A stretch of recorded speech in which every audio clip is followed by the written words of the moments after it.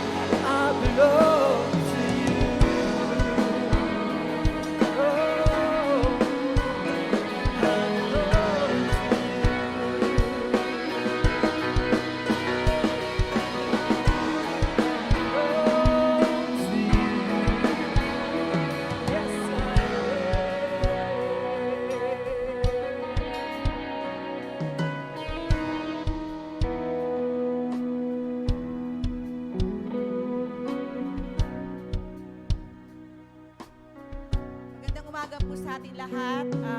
Una po sa lahat, binabati ko po ang lahat ng mga nanay ng Happy Mother's Day po sa ating lahat. Tayo po'y manalangin. Hallelujah, Lord. Marami pong salamat, Panginoon, sa umagang ito. Lord, na dinala mo ang aming mga pangyapak sa dakong ito, Panginoon, upang makapakinig ng iyong banal na salita. At para paalalahanan kami, Panginoon, sa aming mga buhay, Panginoon. Lord, pinagpapasalamat ko rin po, Panginoon, ang mga nanay na narito, Lord God. Salamat po sa kanilang mga buhay, Panginoon, sa kalakasan sa araw-araw, Lord God, at sa mga task na ibibinigay mo sa amin sa bawat araw. Salamat po, Panginoon.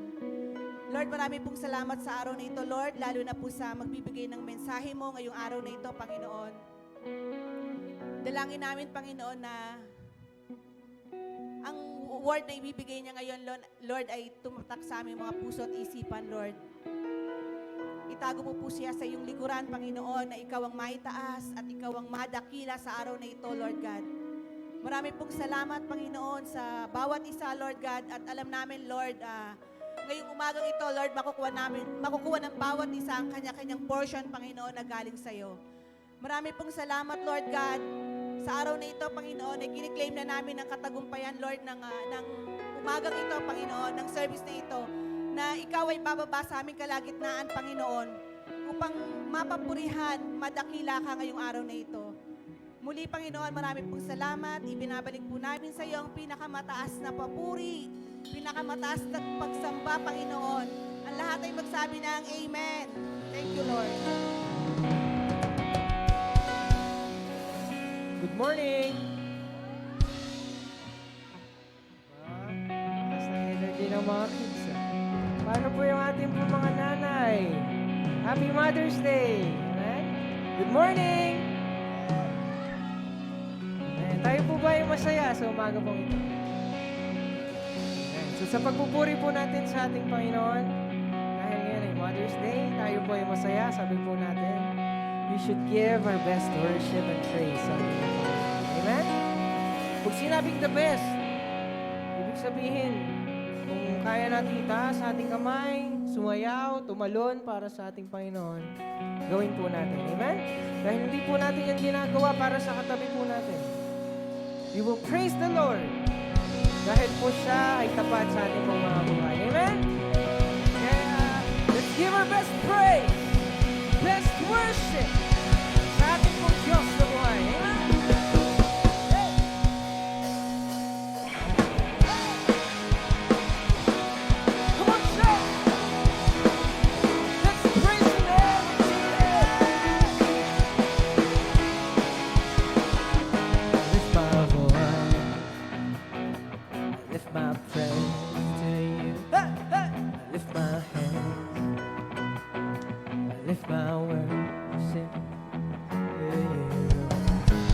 Love you more than I can say.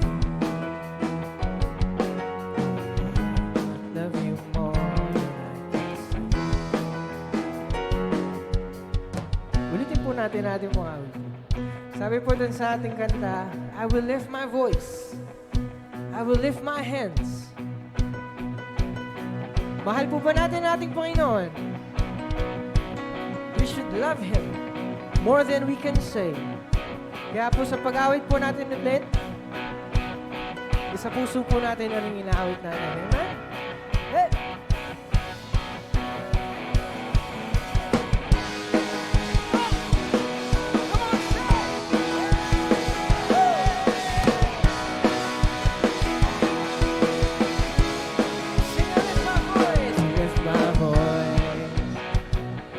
Lift my praise to you.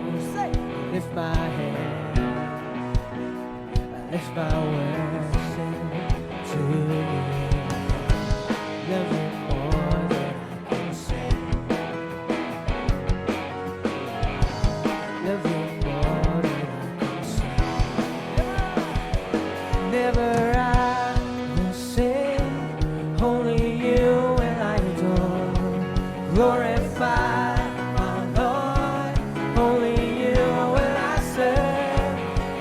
The world can fade away, still my soul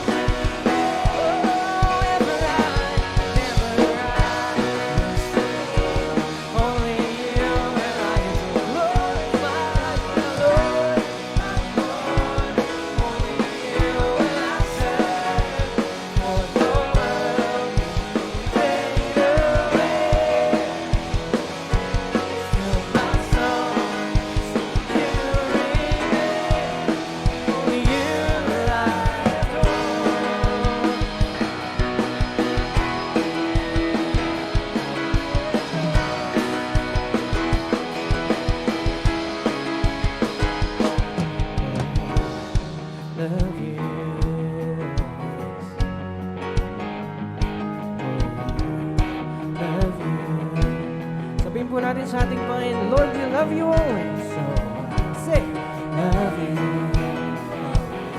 Sing it loud, love you, Lord. Love you.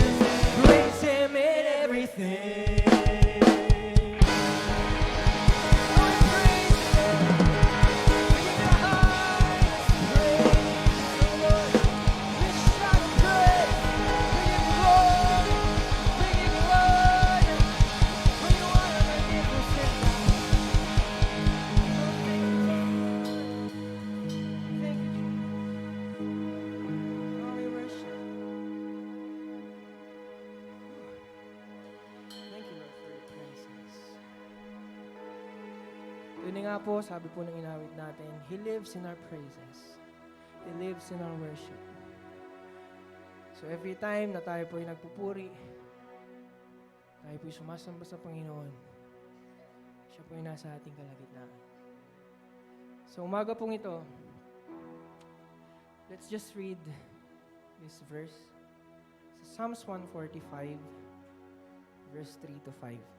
Ano pong sabi dyan? God is magnificent. He can never be praised enough. There are no boundaries to His greatness. Sabi po doon, ang ating Diyos daw po ay kamangha-mangha, dakila. Wala daw pong boundaries, walang limitation kung gaano siya kadakila. Kilala po ba natin ang Diyos na pinupuri natin? If you knew who our God is, ibibigay po natin yung 100% or higit pa na pagpupuri para po sa ating Panginoon. For He is a magnificent God. Wala po siyang katulad. Di siya nagbabago sa ating pong mga buhay. Tuloy po natin sa verse 4. Generation after generation stands in awe of your work. Each one tells stories of your mighty acts. Every generation, may ginagawa po ang Diyos sa buhay natin. Bawat isa po sa atin. Alam ko po, every one of us, meron pong maikikwento, merong maisasabi sa ibang tao how great our God is, how magnificent our God is. And as we sing, as we worship the Lord, isipin mo ano yung mga ginawa sa'yo ng Panginoon. Every blessing, every healing, every favor. Verse 5. Your beauty and splendor have everyone talking. I compose songs of your wonders. So as we sing this morning, it's between you and God. Just worship Him. Yung the best na pagpupuri po natin sa ating Panginoon. For He is a magnificent God. Kulang pa yung mga salita, kulang pa yung ating mga awitin. Ang gusto ng Diyos ay yung puso po natin nagpupuri sa Kanya.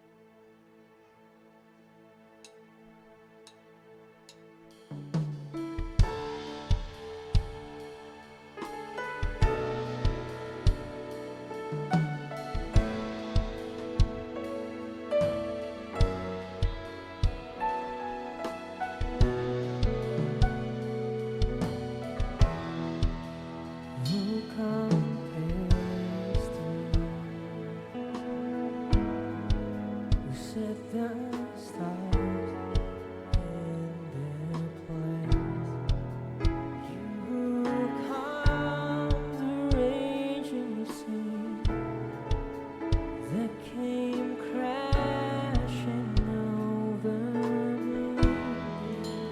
Who compares to you? You who bring the morning light, the hope of all the earth, let's rest assured in your great love. We'll sing, you are my sing, bottom of your heart. Sing how magnificent, how wonderful, how glorious our God is. Glorious Jesus, no one ever will compare to you, Jesus.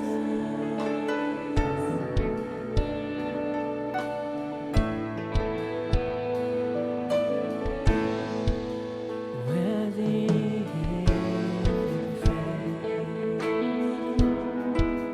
comfort songs of joy as the morning wind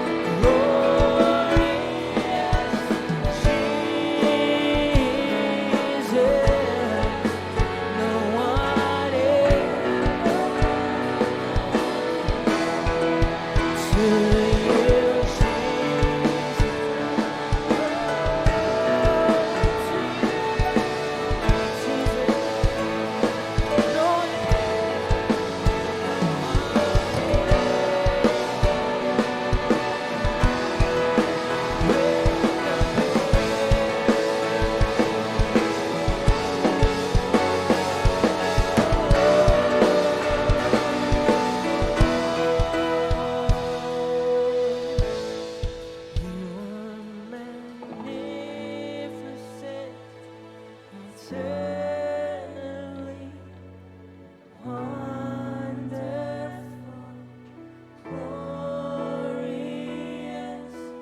Jesus.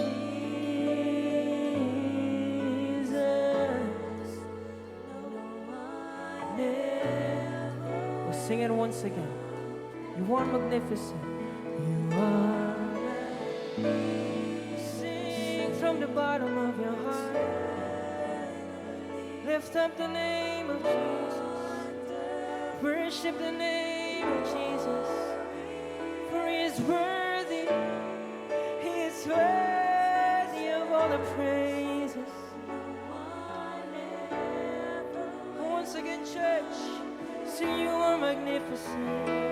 Magnificent, eternal. Oh, yes, Lord. You are wonderful. You are glorious, Jesus. No one ever will compare to you, Jesus.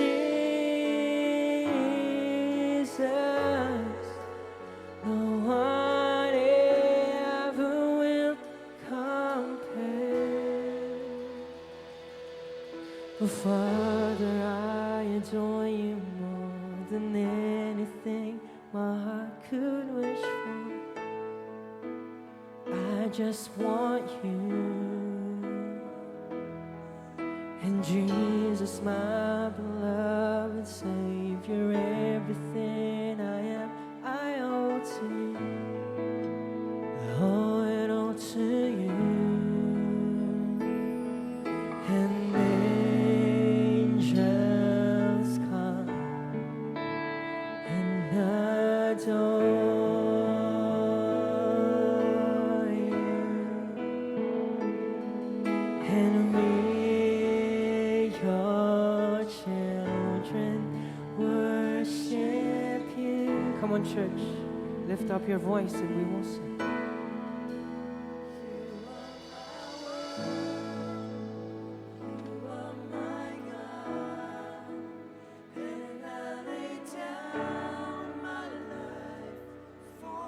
Sing, you are my Lord. Oh, the one I love. Oh, I love you, Lord. Could ever take your place. Oh.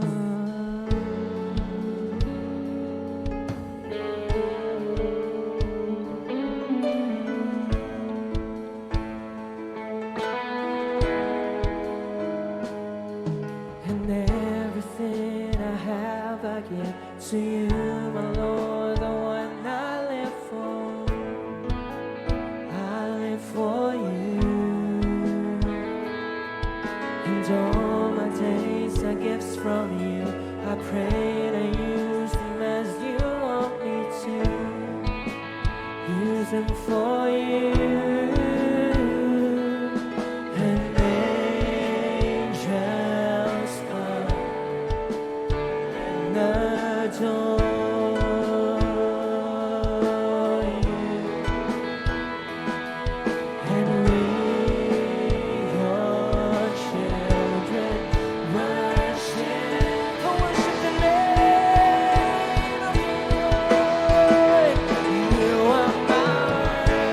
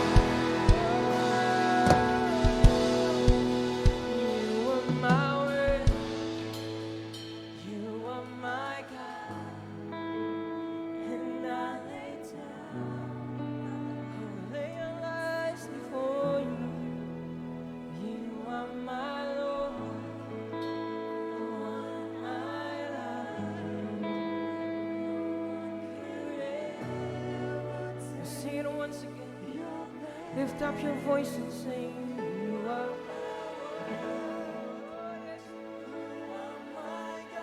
worship the name of Jesus. We lay down our lives for you. You are my Lord.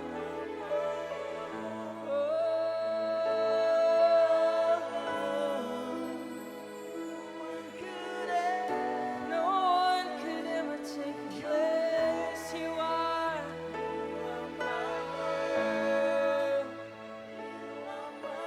It's so good to be in your presence.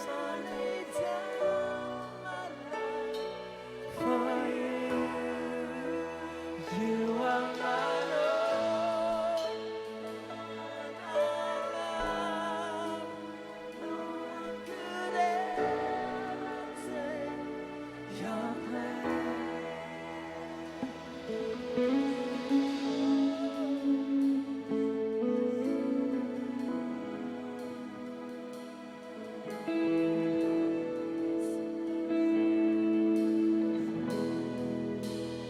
Here I am to worship.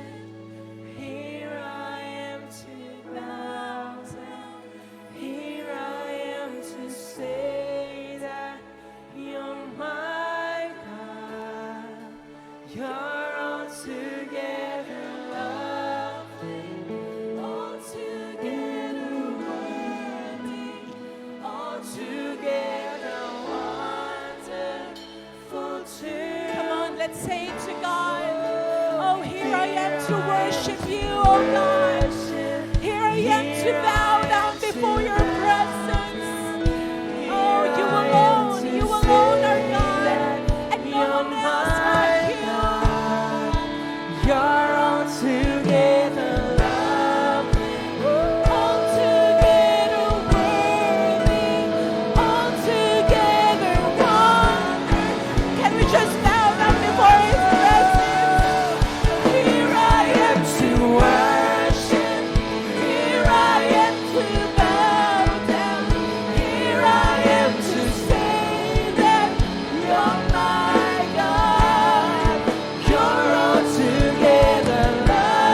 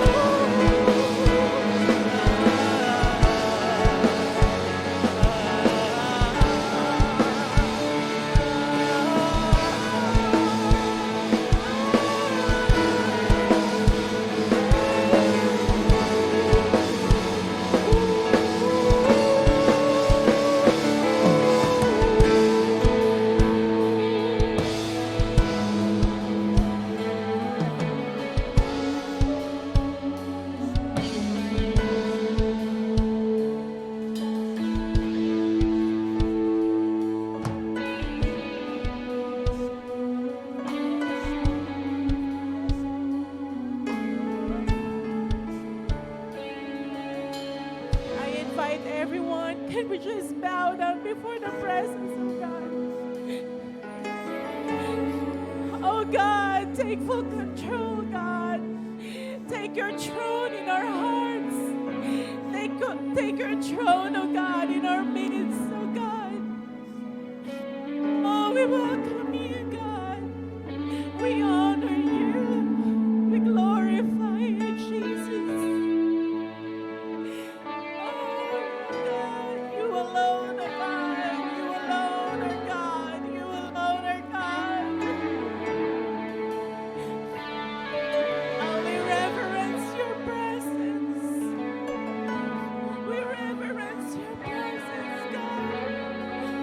Oh, yes, Lord.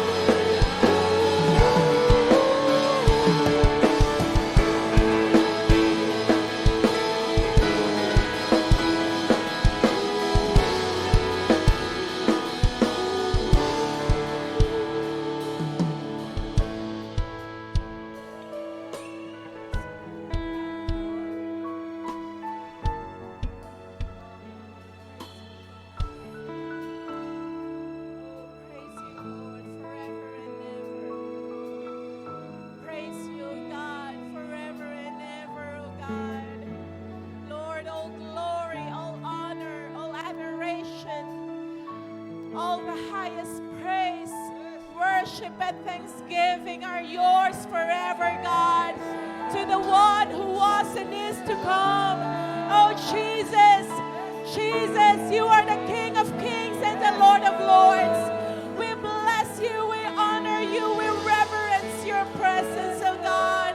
Oh, hallelujah, hallelujah, hallelujah, hallelujah, hallelujah, hallelujah, hallelujah, hallelujah, hallelujah, hallelujah, hallelujah, hallelujah, hallelujah, hallelujah, hallelujah, hallelujah, hallelujah.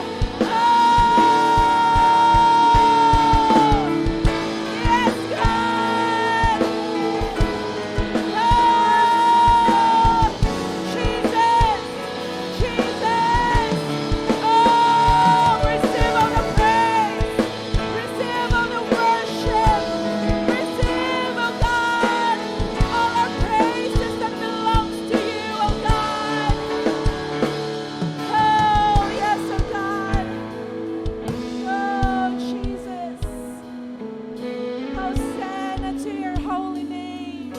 Hosanna in the highest. Hosanna in the highest. Hosanna, Hosanna, Hosanna in the highest. Oh, Jesus. Oh, yes, God. Yes, Lord. Oh, Holy Spirit.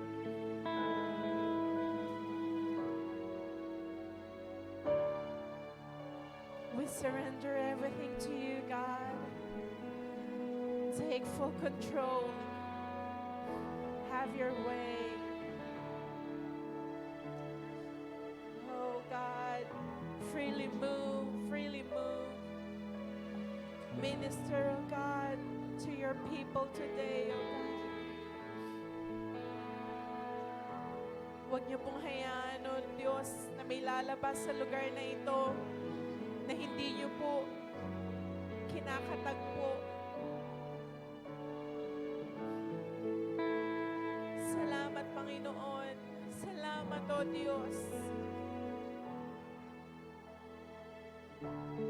Patuloy ka naming luluwalhatiin, pupurihin at dadakilain sapagkat ikaw lamang at wala nang iba. Ang tanging nag-iisang Diyos, ngayon at magpakailanman, purihin ka ng iyong mga nilalang, purihin ka ng lahat ng may hininga, purihin ka ng buo naming kaluluwa, ng buo naming katauhan, ng aming buong puso at buong lakas. Hallelujah. Thank you, O God. Thank you, Lord. Thank you, Lord.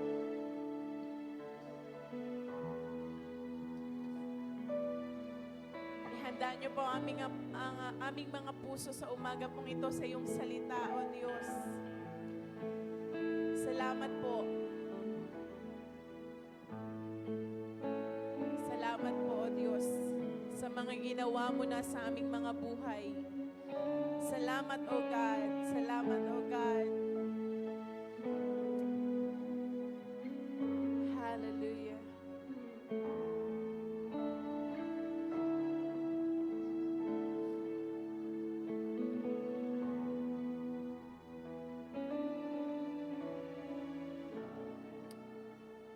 Oh, thank you, Jesus.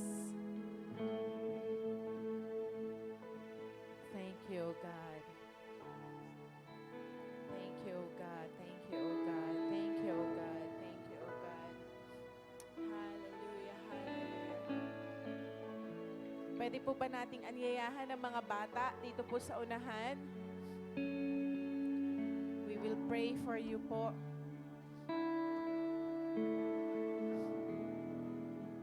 Thank you, Lord. Salamat po, Panginoon. Can we stretch forth our hands po sa ating mga kabataan? Oh, Holy Spirit, Let your power, O God, move, Panginoon, sa buhay ng mga batang ito. Na Lord, even, O God, in their early age, Panginoon, turuan mo po ang bawat isa sa kanila na sumamba sa iyo sa spirito at katotohanan. Lord, sa inyong pagpalang kamay po namin sila itinatalaga, O God. Lord, salamat dahil, Panginoon, sa plano at layunin mo sa kanila, O God. Lord, nananampalataya kami, O Diyos, na Ikaw ang magdadirect ng bawat lalakaran po nila. Iingatan mo po sila at gagabayan. Lord, surround them, O God, with the people, Lord, who are godly and who are righteous, O God, na Lord, mag-aakay sa kanila, Panginoon. Lord, tungo sa landas, O God, na kalooban mo po sa buhay ng bawat isa sa kanila. Lord, let your kingdom come. Let your will be done, O God. Lord, sa buhay po ng mga batang ito, O God. At Lord, dalangin po namin anuman, O God, ang kanilang mga pangangailangan. Lord, salamat dahil Ikaw ang Diyos, O God, na tumutugon, Panginoon, nagpro-provide, O God, sa bawat pangangailangan, O God, ng iyong mga anak. At Lord, sa kanila pong Sunday School ngayong umagang ito, ang magtuturo po sa kanila ay patuloy niyong bigyan ng katalinuhan, karunungan, kalakasan, O God, na nanggagaling po sa inyo. At Lord, madama, Panginoon, ang mga batang ito, O God. Lord, ang iyong pag-ibig sa pamamagitan, O God, Lord, ng kanilang Sunday School ngayong umaga pong ito. At Lord, ang mga batang ito, O God, lukuban niyo po ng iyong kapangyarihan. Salamat sa mga anghel mo na nagbabantay sa kanila. Lord, we declare, O Father God, and we believe, O Father God, that no weapon forms against them by the enemy will prosper, O God. Lord, you are preserving them, O God. Lord, in this generation, O God, preserve this generation, O God. Lord, to walk holy, to walk, O God, with righteousness, with purity, O God. Lord, with holiness before your sight, O God. At Lord, salamat po, Panginoon. We declare, O God, that they are the head, O God, and not the tail, O God. Lord, they will prosper in all things, O God, as they soul prospers, O God. Lord, we entrust their lives to you, O God. Salamat po, Panginoon, sa buhay ng mga kabataang ito, O God. Lord, maging sa kanilang mga magulang, thank you, O God, for giving them, O God. Lord, yes, O God, the wisdom, the knowledge, O God, how to raise up, O God, Lord, these children na, Panginoon, na Lord, na may takot sa iyo, God. At Lord, handang sumunod, handang gawin ang kalooban mo sa kanilang mga buhay. Thank you, Father God. We honor you, we bless you, we glorify you. These things we pray in Jesus' name. Amen and amen. Praise God. Dahan-dahan lang po, wag pong tatakbo. Pwede na po kayong pumunta sa inyong Sunday School. Mapagpalang umaga po sa bawat isa. It's really good to be in the house of the Lord. Amen po. Amen. Praise God. Thank you, Lord, for His wonderful presence po sa ating kalagitnaan ngayong umaga pong ito. Thank you, Lord.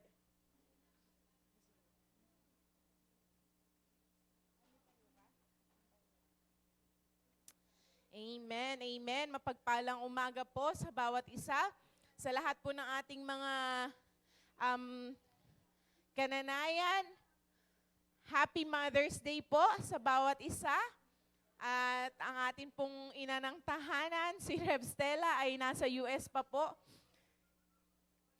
Together with Bishop Leo. Ganun pa man po, purihin po ang Panginoon for our God is always good. Amen po. And His love endures forever to each and every one of us. Purihin po ang Panginoon. Magandang umaga din po sa mga kasama natin ngayon sa live streaming na nakikiisa po sa atin. We pray na ang presensya din po ng Banal na Espiritu ay naranasan po at patuloy nating maranasan saan man po tayo naroroon. At we just want to acknowledge po ang ating mga kapatid na kababalik lang po, si Ate Jude, amen, from New Zealand. Purihin po ang Panginoon. Welcome back, Ate Jude. We miss you so much.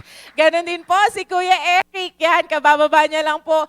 Kararating niya lang po kahapon. So welcome back po sa ating mga kapatid at magulang na kasama natin. Maging sa bawat isa po sa inyo pong mga katabi. Pakibati nga po ng isang mapagpalang umaga. Amen. Happy Mother's Day po sa mga nanay natin. Purihin ang Panginoon. Amen, amen, amen. Praise be to God. Praise be to God. So, sa umaga pong ito, as we enter the month of May po, the Lord has given to Bishop po ang ating theme na I am anointed, na makikita po natin sa book of Luke 4 verse 18. Last week po, we have our guest speaker, si Bishop Randy po, di ba? So, actually po, even though na hindi niya talaga totally tinakil yun, but it is the foundation.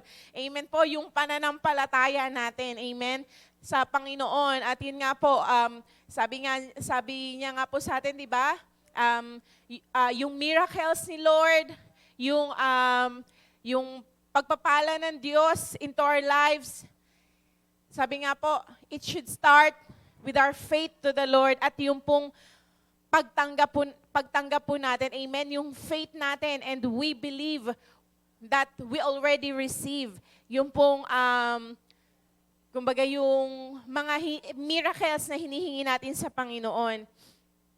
But this morning po, we will talk more about the anointing of God, amen.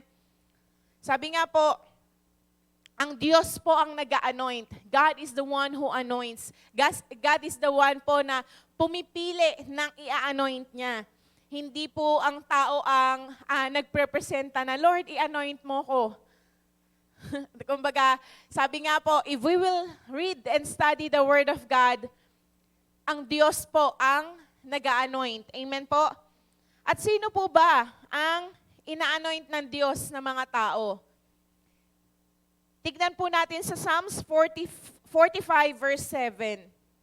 Psalms 45 verse 7.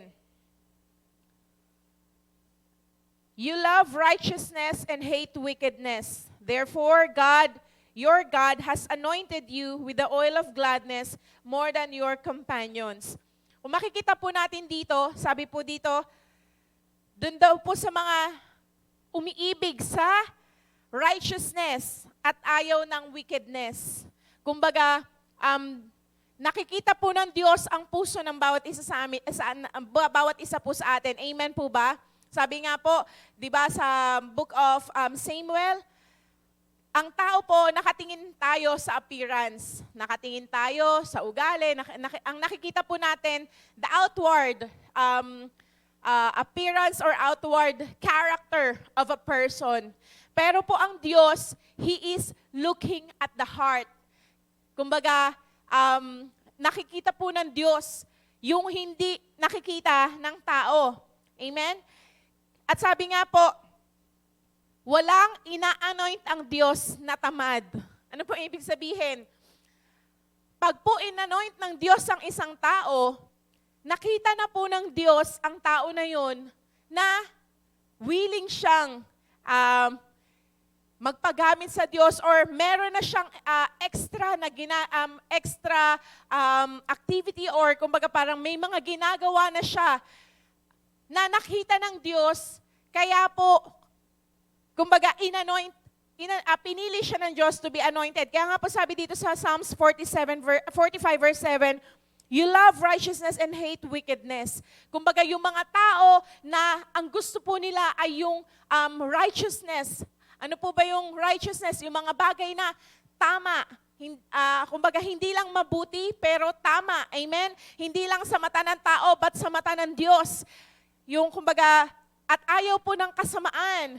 At alam po natin that in this last days, the world is becoming more and more evil. Amen po, na parang kumbaga twist na yung mga mali sa harap ng Diyos, ginagawa nila ng excuses para maging tama or katanggap-tanggap po sa harap ng tao. Pero yun nga po, before the sight of God, it is evil, it is wickedness. Amen? Na ayaw po ng Diyos yung mga bagay like, for example, yung abortion, di ba po? Kumbaga, yung divorce, ano pa po yung mga makikita natin sa Bible? Ayaw ng Diyos na we despise or winawalang, kumbaga hindi po natin ginagalang yung ating mga magulang. Ayaw ng Diyos na nagnanakaw tayo sa Kanya through tithes and offering. Pero sabi nga po, because the world is evil, kumbaga, gumagawa po ng mga ways ang kaaway para po maging tama siya sa harap ng tao. But still in the eyes of the Lord, it is wickedness. It is, evil pa rin po siya sa harap ng Diyos. At sabi nga po, to be anointed by God is to be filled with all the fullness of God. Kumbaga, once a person is being anointed by God, sabi nga po, pinupuno siya ng fullness ng Diyos. Bakit daw po? Bakit tayo pinupuno ng fullness ng Diyos? So that we can faithfully do His work. Amen? Kaya yung binanggit ko po kanina, walang ina-anoint ang Diyos na tamad. Kasi po, once the Lord has anointed us, may ina-expect siya sa atin na may gagawin po tayo. Amen? Amen. Kaya po sabihin po natin sa katabi natin, walang ina-anoint ang Diyos na tamad. Kumbaga, meron po tayong gagawin. Amen? The moment we receive the anointing of God. At sabi po dito sa 2 Peter 2 verse 3, 2 Peter 1 verses 2 and 3. 2 Peter 1 verse 2 and 3, grace and peace be multiplied to you in the knowledge of God and of Jesus our Lord, as His divine power has given to us all things that pertain to life and godliness. Amen po? Yung kapangyarihan po ng Diyos, He is pouring out into our lives. Sabi nga po, pertain to life and godliness. Di ba po ang ating Panginoong Jesus, sabi po sa John 10:10, Jesus came to give us life and have it more abundantly. So sabi nga po, yung anointing na binibigay ng Diyos is, sabi nga po, kumbaga yung divine power ng Diyos sa ating mga buhay, sabi nga po, has given to us all things that pertain to life and godliness. Amen po?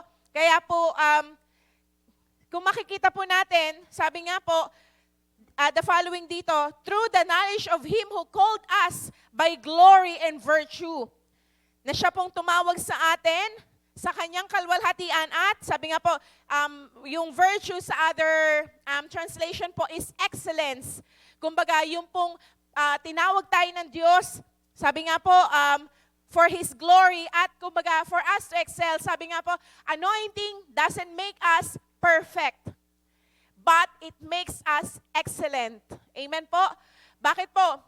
Makikita po natin that, for example, sa isa pong,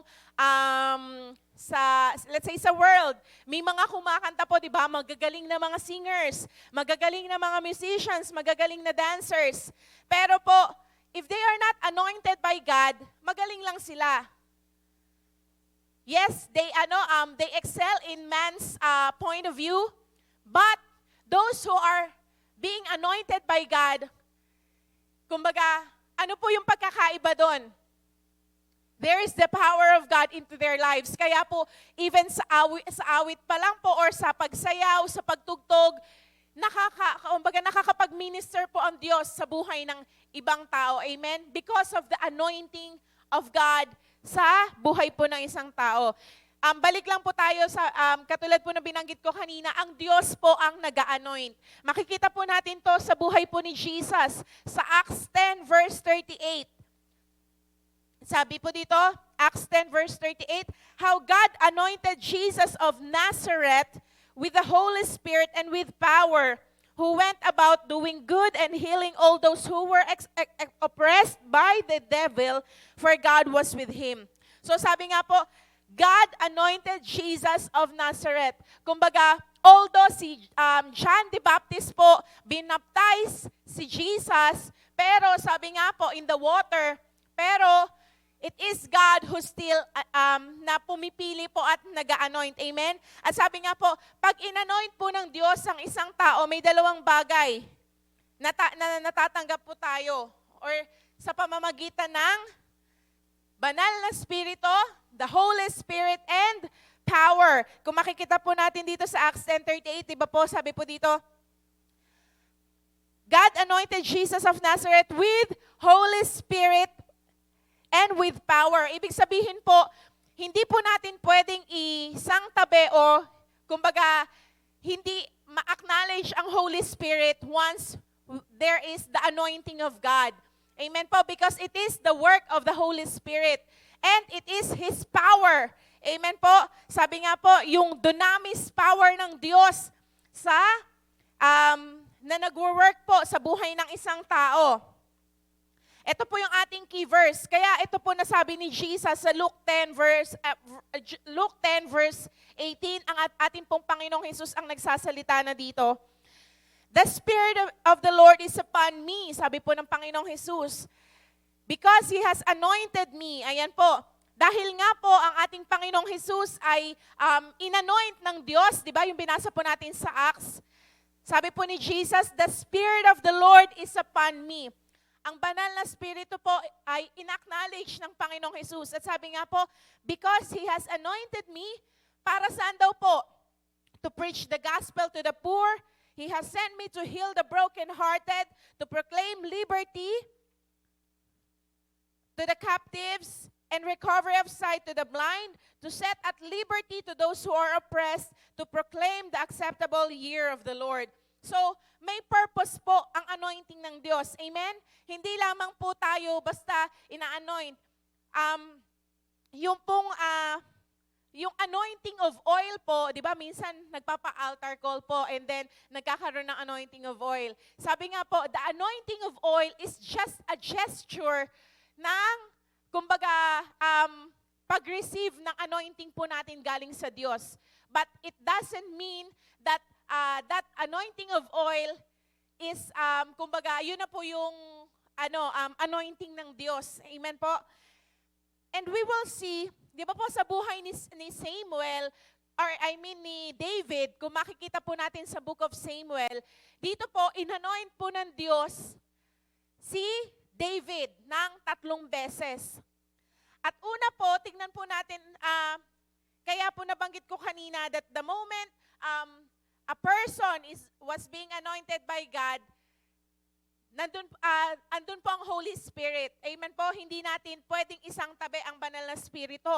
Because He has the great role sa buhay po natin para magampanan natin yung nais po ng Diyos. Makikita po natin sa 1 Samuel 16:13, binibigay ko lang po sa inyo yung ating foundation para po makita po natin yung, yun nga po, yung anointing po ng Diyos sa buhay ng isang tao.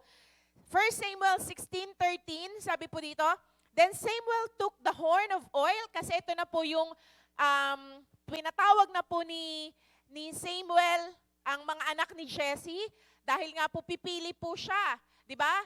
At yung mga matitipuno pong mga kapatid ni David, nagdatingan, di ba? Tapos may napili po si Samuel, pero sabi po ng Diyos kay Samuel, hindi siya. Pero yun nga po, may isa pang anak si Jesse, at ito nga po si David. Anong panahon po na ito, bata pa po si David, kumbaga nagpapastol po siya. Maaring kumbaga kung i-compare yung pangangatawan niya sa kanyang mga kapatid, talagang walang-wala po yung katawan ni David kasi mga kapatid po ni David, mga kawal na eh. Si David, ano pa lang po siya, nag-aalaga ng mga tupa or a shepherd. So, pero po sabi dito sa verse 13 ng chapter 16, then Samuel took the horn, eto na po, of oil and anoint him in the midst of his brothers, si David. And the Spirit of the Lord came mightily upon David from that day forward. So Samuel arose and went to Ramah. Tingnan niyo po, nung pong inanoint po ni Samuel si David ng oil, which is, yun nga po, sabi nga po, yung horn of oil, ibinuhos na po kay David. Sabi nga po, the following, nakalagay po dito, the Spirit of the Lord came mightily upon David. Amen po. So, ang Holy Spirit po is coming to a person once the Lord has anointed that person. Amen po. Sabi nga po, anointing allows us to see impossible possible.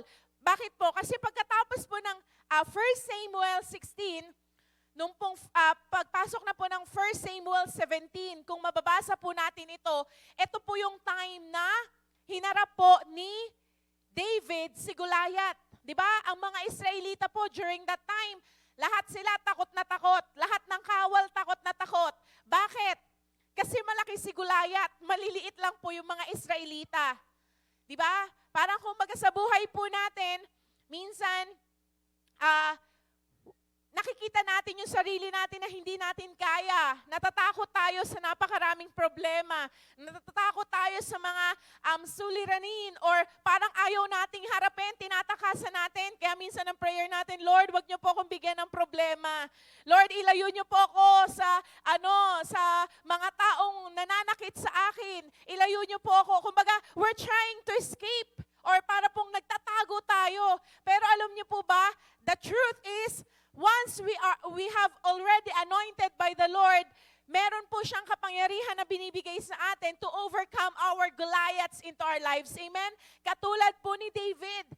Kumbaga siya lang yung naglakas loob na harapin po si Goliath. Lahat ng tao, lahat ng mga kasamahan niya, even yung kapatid po ni David.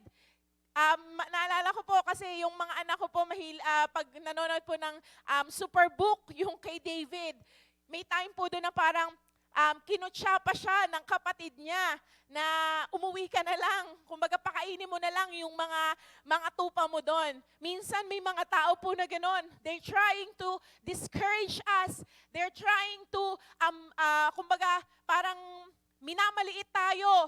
Parang wala tayong magagawa, gano'n. Pero sabi nga po, once na ang anointing po ng Diyos and the Holy Spirit, the power of God is upon us, whatever trials, whatever testing, ano man po yung kinakaharap natin, there is assurance from the Lord na mapagtatagumpayan po natin. Amen? Just like David, he was able to defeat Goliath. At sa papaanong pamamaraan niya po na defeat si Goliath.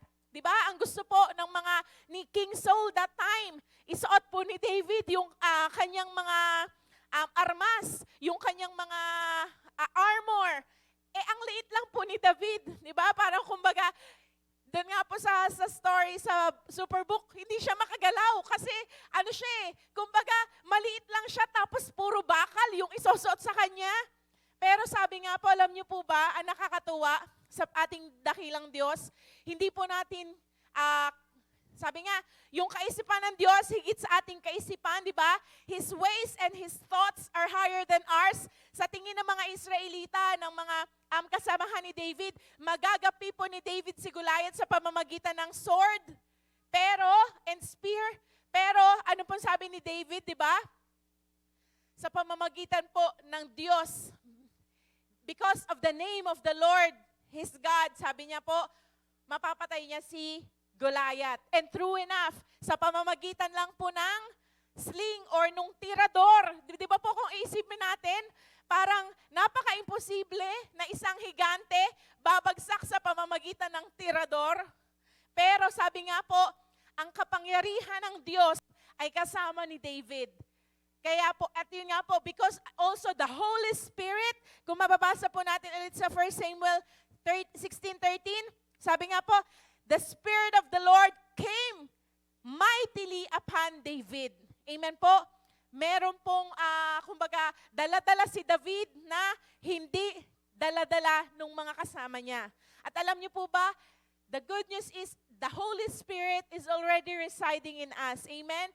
Kaya po sa umagang ito, kung sa tingin mo, may mga imposibleng bagay kang kinakaharap, have faith in the Lord. Have faith and believe on the Lord na, yun nga po, through the power of the Holy Spirit into our lives, lahat po mapagtatagumpayan natin sa tulong po ng ating dakilang Diyos. Amen? Amen. At sabi nga po, ano po ba ang purpose ng anointing?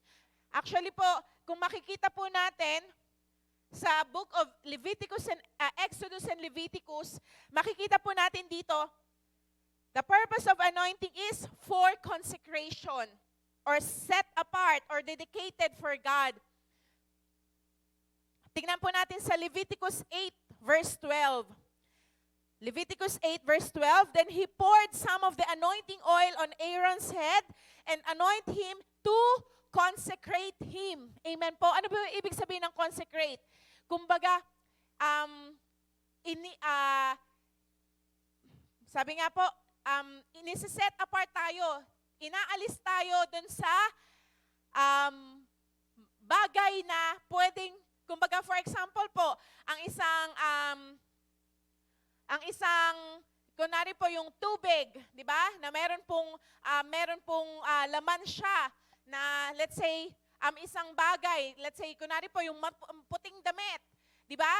Hindi mo siya pwedeng isama sa mga dekolor. Bakit po? Mahahawa siya. Di ba? Lalo na pag ang ginamit po nating sabon is yung medyo matatapang. Yung pong mga decolor na damit na yon, hahawahan niya yung puting damit. Tama po ba? Kaya po anong ginagawa? Isi-set aside mo. Ililipat mo ng lagayan kung saan hindi siya mahahawahan. Alam niyo po ba, sa anointing po through the anointing of God into our lives, it consecrates us to Him. Ano po ibig sabihin?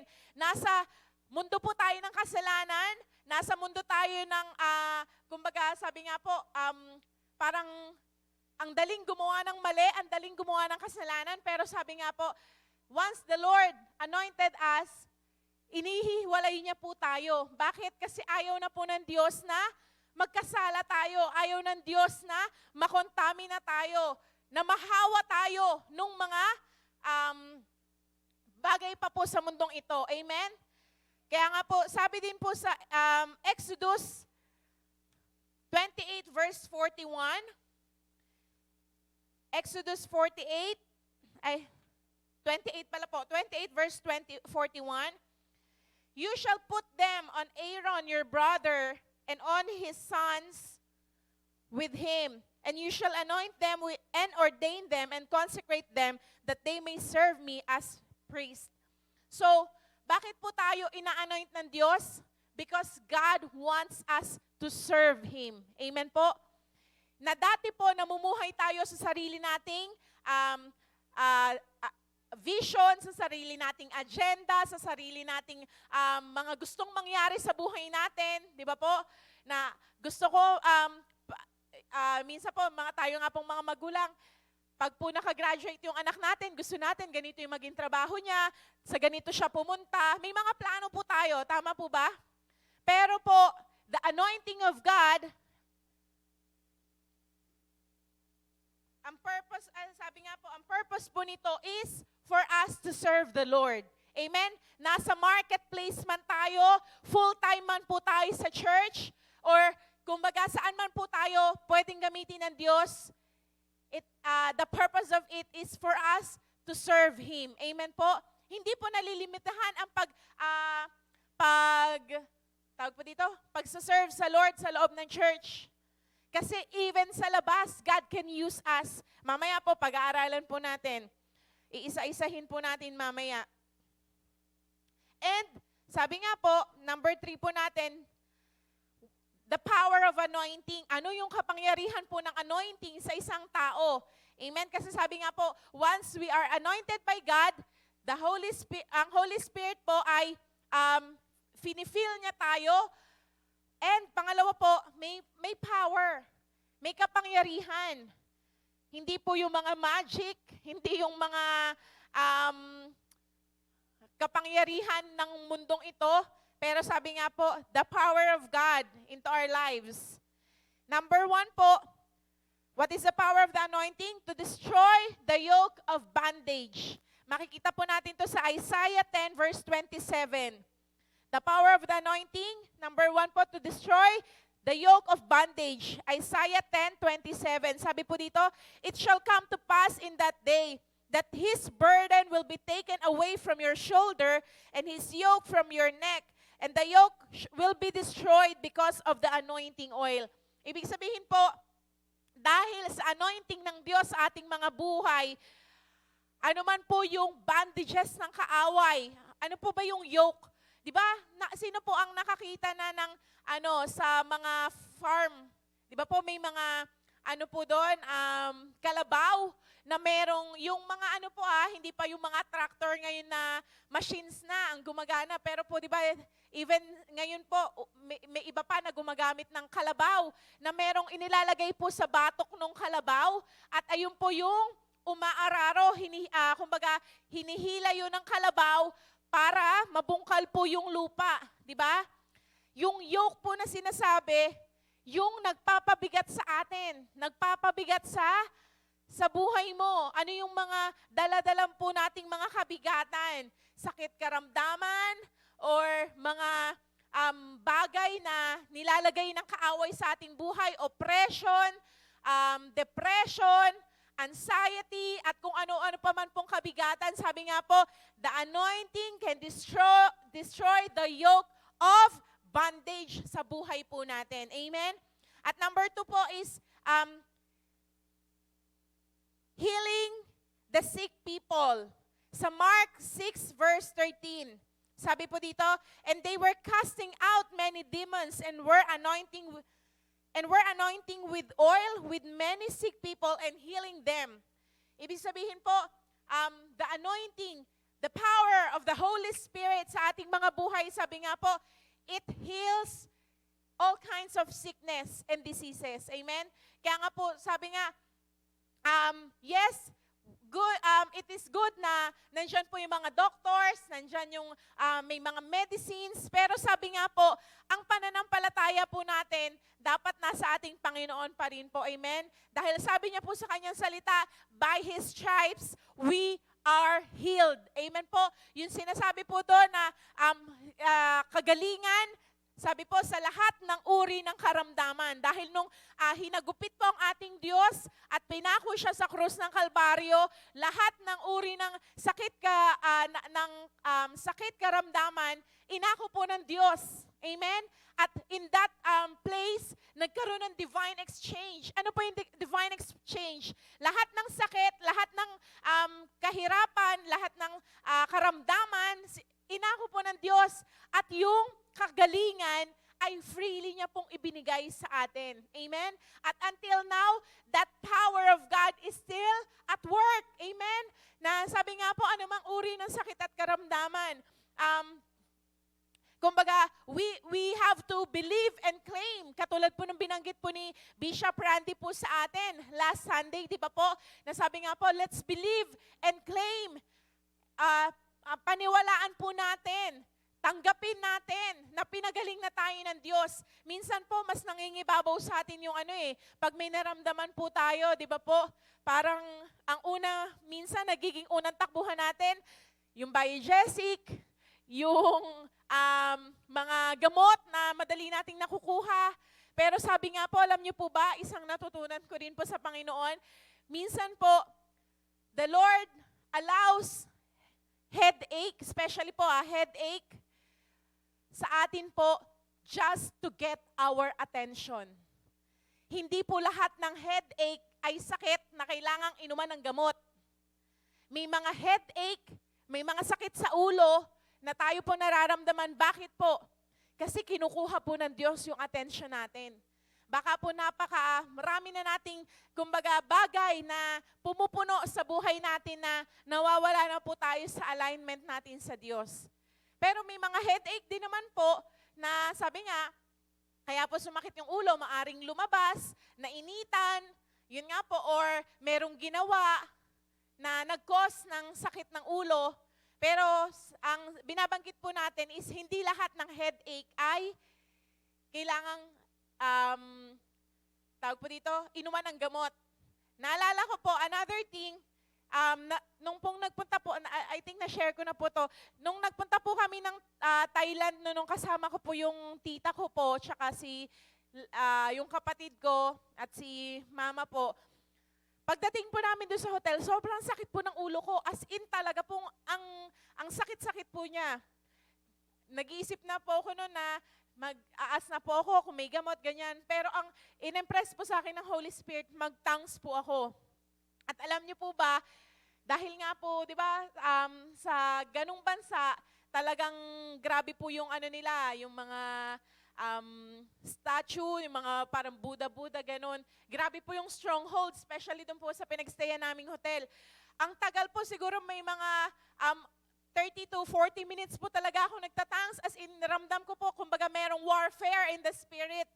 At nung naramdaman ko po na, kumbaga, napagtagumpayan ko na po siya, instantly rin po nawala yung sakit ng ulo ko. Ano pong ibig sabihin? Minsan din po, may sakit ng ulo na tayo nararanasan kasi may spiritual warfare. Yun nga po, kumbaga, gusto po ng Diyos na maging aware tayo sa mga ganyang bagay, na hindi po lahat na nangyayari sa sarili natin is, kumbaga, dahil lang sa pagod tayo physically, or parang kumbaga, lagi nating nire-rely dahil nasa katawang lupa tayo. Yes, again, nasa katawang lupa po tayo, but let's be reminded, may kaluluwa po tayo at spirito tayo. Amen? Na sometimes po, ginagamit yun ng Diyos to get our attention. So, sabi nga po, because of the anointing of God into our lives, yun nga po, yung healing ng lahat ng sakit at karamdaman, we can receive it from the Lord. Amen po? At number 3, makikita po natin sa Psalms 105, it is God's favor and protection.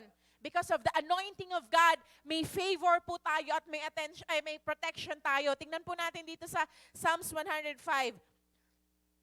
verse 13 to 15. 13 to 15, sabi po dito, when they went from one nation to another, from one kingdom to another people, He permitted no one to do them wrong. Yes, He rebuked kings for their sakes, saying, do not touch my anointed ones, and do my prophets no harm. Ano po ibig sabihin?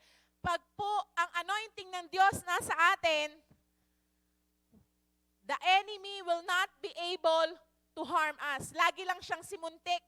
Lagi lang siyang si, ano po yun, yung term sa Mindoro, the please lang. Naintindihan niyo po yung term, si Nanay Evie, alam yun, sa Mindoro, yung the please lang, kumbaga sa ano po, kumbaga parang mababangga ka, pero ano lang, konting-konti na, naalala ko po nung last Sunday, hinatid po namin si Bishop Randy po sa Pasig. SU Ways po, may pinakita po kay Ninang Arlene na daan. Doon po kami dinaan sa may piyesta. Grabe po talaga yung daan. Sabi ko, buti na lang po magaling mag-drive si Ninang Arlene. Kasi po, ano siya, ang liit nung daan, meron pa pong parking, may mga nakapark pa po sa magkabilang side. Tapos may mga tao pa pong nasa mga kalsada na akala mo ano po, kumbaga parang, tawag po dito, sala din nila yung kalsada kasi po, yung mga lamesa nila, doon sila nagkakasiyahan. Pero, yun nga po, praise be to God, nakauwi po kami ng maluwalhati at mapayapa. At kung makikita po natin, yun nga po yung protection ng Lord, yung favor niya. Ano po sabi dito dun sa verse 13? Sabi nga po, when they went from one nation to another, from one kingdom to another people, sabi nga po, He permitted no one to do them wrong. Amen po. Hindi po pahihintulutan ng Diyos na magawan tayo ng masama ng kaaway.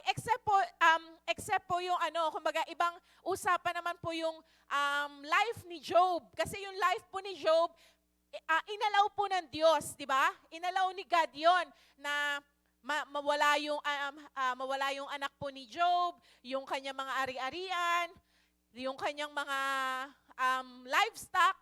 Inalaw po ng Diyos yon. Pero, tignan nyo po, at the end, ano po sabi doon? Lahat yon dinoble ng Diyos. Lahat yon, kumbaga, pinalitan ni God. Ano pong ibig sabihin? May mawala man sa buhay natin, but because of God, His anointing, His power, the Holy Spirit into our lives, the Lord can, sabi nga po, restore ano yung mga nawala. Hindi lamang po, alam niyo po ba kagandahan po sa ating Diyos pag may nawala?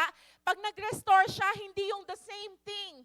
But sabi nga po, much more dun sa nawala. Kaya po pag may nawala, huwag tayong manghinayang kung ayun po yung kalooban ni Lord. Kunwari po, may mga tao na umalis sa buhay mo, na parang, kumbaga, let's say, ano man na nangyari.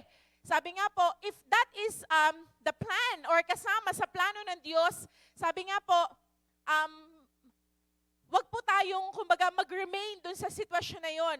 Maari pong the Lord is preparing you someone na mas better dun sa nawala or let's say sa trabaho. Di ba po, nawalan kayo ng trabaho. Maari pong the Lord will replace na job na much more better dun sa trabaho mo po noong nakaraan. Sabi nga po, that is God's favor po sa buhay natin. Amen?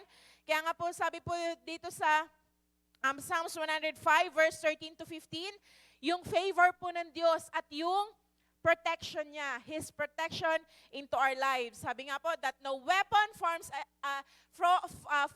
us against by the enemy will prosper. Wala pong plano ng kaaway sa ating buhay ang magtatagumpay. Amen? Because of the Holy Spirit, His power, and the anointing of God into our lives.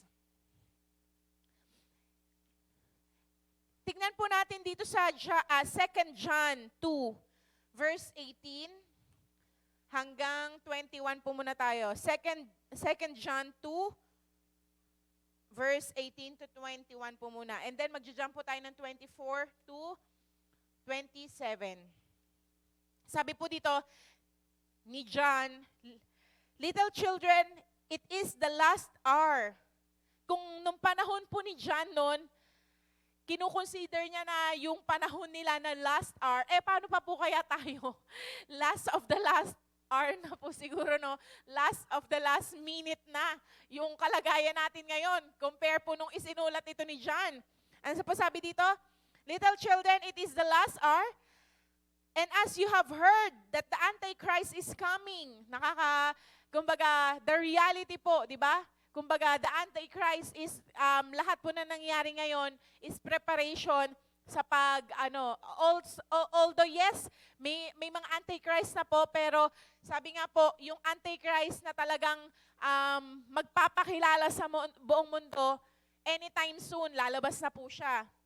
Sabi nga po, even now, many Antichrists have come, by which we have know that it is the last hour. They went out from us, but they were not of us.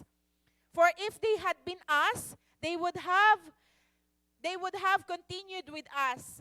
But they went out that they might be made manifest that none of them were of us. So, sinasabi po ni John na yun nga po, ang mga Antichrist, yung mga hindi kinikilalang Diyos ang ating Panginoong na Diyos ay sabi nga po naglilipanan na, 'di ba? Kung makikita po natin sa sa mga internet, kumbaga yung mga dati po na parang tinatago pa nila. Ngayon, bulgar na, 'di ba po? Yung Church of Satan, tapos meron pa po yung parang ano po yung nakalagay doon? Parang unbaptizing. Kumbaga parang kumbaga nire-refute nila yung mga nabaptize po na believers ni Jesus noon, ina-unbaptize nila para maging kumbaga alagad sila ni Satanas. At sabi nga po, verse 20, but you have an anointing from the Holy One. Meron daw po tayong anointing galing saan? Sa ating banal na Espiritu, the Holy One. And you know all things. I have not written to you because you do not know the truth, but because you know it, that is no lie, is of the truth. Ibig sabihin po, yun nga po, dahil ang banal na Espiritu po, di ba, He is our help.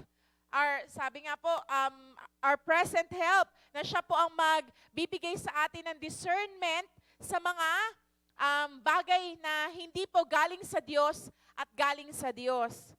Amen? And sabi po sa verse 24, therefore, let that abide in you which you heard from the beginning. Yung mga narinig daw po natin, yun nga po, galing simula sa simula, yung mga salita ng Diyos na natanggap po natin. Sabi po dito, if what you heard from the beginning abides in you, you also will abide in the Son and in the Father. So, di ba po, kaya nga po sa John 15, nasabi po doon, ang Panginoong Jesus po, dapat naka-abide tayo sa Kanya, for He is the vine and we are the branches, na kung yung salita daw po ng Diyos, or yung mga narinig natin, nung maging makakilala tayo sa Panginoon, we became believers of God, sabi nga po, you will also abide in the Son and in the Father. Nandun pa rin po na we abide in Jesus and in the Father. And this is the promise that He has promised us. Ano daw po yung promise ng Diyos sa atin? Eternal life. Amen po. Sabi nga, yung buhay na hindi lamang pang mundong ito, hindi lamang matatapos dito sa mundong ito, pero sabi nga po, even sa kabilang buhay, meron po tayong eternal life sa pamamagitan ng ating Panginoong Jesus. And verse 26, these things I have written to you concerning those who try to deceive you. But the anointing which you have received from Him abides in you. Amen po. Yung anointing daw po na natanggap natin galing sa Diyos, it abides in us. And you do not need that anyone teach you. But as the same anointing teaches you concerning all things, and is true and is not a lie, and just as it has taught you, you will abide in Him. So sabi nga po, yung anointing po ng Diyos na natanggap natin, the power of the Holy Spirit and the Holy Spirit Himself sa buhay po natin, hindi po siya pag na-receive natin, we will go on our own way na. Wala pong, anong po tawag dito? Walang sanga na namunga na na-disconnecta sa puno. Tama po ba? Meron na po ba kayong nakita na ganon? Na nahulog na sa lupa yung sanga, pero namumunga pa? Wala pong ganon, di ba? Mamumunga lang po ang isang sanga, kung ito po ay punong kahoy, or yung fruit tree, pag yung sanga po nakakonekta sa puno. Tama po ba? Ganon din po tayo. Hindi po tayo, sabi nga po, hindi tayo pwedeng magstay sa anointing or sa kapangyarihan ng banal na spirito pag hindi po tayo nakakonekta sa ating Panginoong Jesus. Amen po? Because He is our vine. Tayo po ang mga branches. Kaya nga po, sabi nga po, we have to abide always sa atin pong Panginoong Jesus. Ano po sabing naka-abide? Kumbaga, inaalaw po natin ng Diyos na kumilos sa buhay natin, nakakonekta tayo sa Kanya. And focus on Him. Amen po? Mag-focus po tayo sa Panginoong Jesus. Sabi nga po, focus unto Jesus, the author and the finisher of our faith. Kasi po, tanging sa Panginoong Jesus lamang tayo may buhay na walang hanggan. Amen po? At if we are focusing on the Lord Jesus Christ, eto na po, babalik lang po tayo dun sa key verse natin. Ito po ngayon yung medyo hihimay-himayin po natin ng panandalian. Sabi po dito, dun sa Luke 4 verse 18 to 19, kasi po si Jesus na yung nagsasalita dito, di ba? If we abide sa atin pong Panginoong Jesus, sabi nga po, di ba, kung ano yung nutrients na galing sa puno na nakakonekta yung sanga, dadaloy po siya sa sanga. Tama po ba? Kung ano yung meron dun sa puno na yon, hanggat ang sanga na yon nakakonekta sa puno, marireceive din po nung sanga. Ganon din po tayo. At ano po yung sabi ng Panginoong Jesus dito? The Spirit of the Lord is upon me. Dahil po nasa Panginoong Jesus tayo, the Holy Spirit is now upon us, is now residing in us. Amen po? At sabi nga po, because He has anointed me, inanointa po tayo ng Diyos. Para saan daw po? To preach the gospel to the poor. Amen? Ano po ba yung gospel? Gospel is the good news. Amen? Pag sabi pong gospel, good news, ano po ba yung mga gusto mong good news na marinig? Na gumaling ka sa sakit at karamdaman na matagal mo nang iniinda, na makalaya ka sa depression, na kumbaga ma-receive mo kung ano yung mga hinihingi mo sa Panginoon pertaining to your children. Sabi nga po, may hope dun sa mga hopeless. Amen po? Sa mga fatherless, merong father. Lahat ng good news na gusto po nating marinig. Amen? That pertains to, hindi lamang po sa physical life natin, even into our soul. Sabi nga po, ayun po yung, kumbaga, ino-offer sa atin ng gospel. Amen? Most especially, the eternal life na walang ibang makakapagbigay po sa atin, kundi ang ating Panginoong Hesus lang. Amen po? Sabi nga po, sino naman yung mga poor? Masasabi po ang isang tao na, pangalan po nito? Ano po ang Tagalog ng poor? Mahirap, sorry. Ayun po. Masasabi po na ang isang tao ay mahirap pag meron kang pangangailangan na wala ka. Tama po ba? Hindi lang siya sa material. Kaya po yung tinutukoy po dito ni Jesus to preach the gospel to the poor, hindi po siya literal na sa mahihirap lang. Kasi maaari pong mayaman ka, pero ang kaluluwa mo ay may need. You're considered as poor. Tama po ba? Maaring mahirap ka naman, dito sa mundong ito, mahirap po, pero mahirap din po yung kaluluwa po natin, poor pa din po, mahirap pa rin po tayo sa harap ng Diyos. Amen? We are poor before the sight of God kasi may pangangailangan po tayo na tanging ang Diyos lang ang makakapagpuno nun. Hindi yung katabi mo, hindi yung asawa mo, hindi yung mga tao sa paligid mo, kundi ang Diyos lamang po. Amen?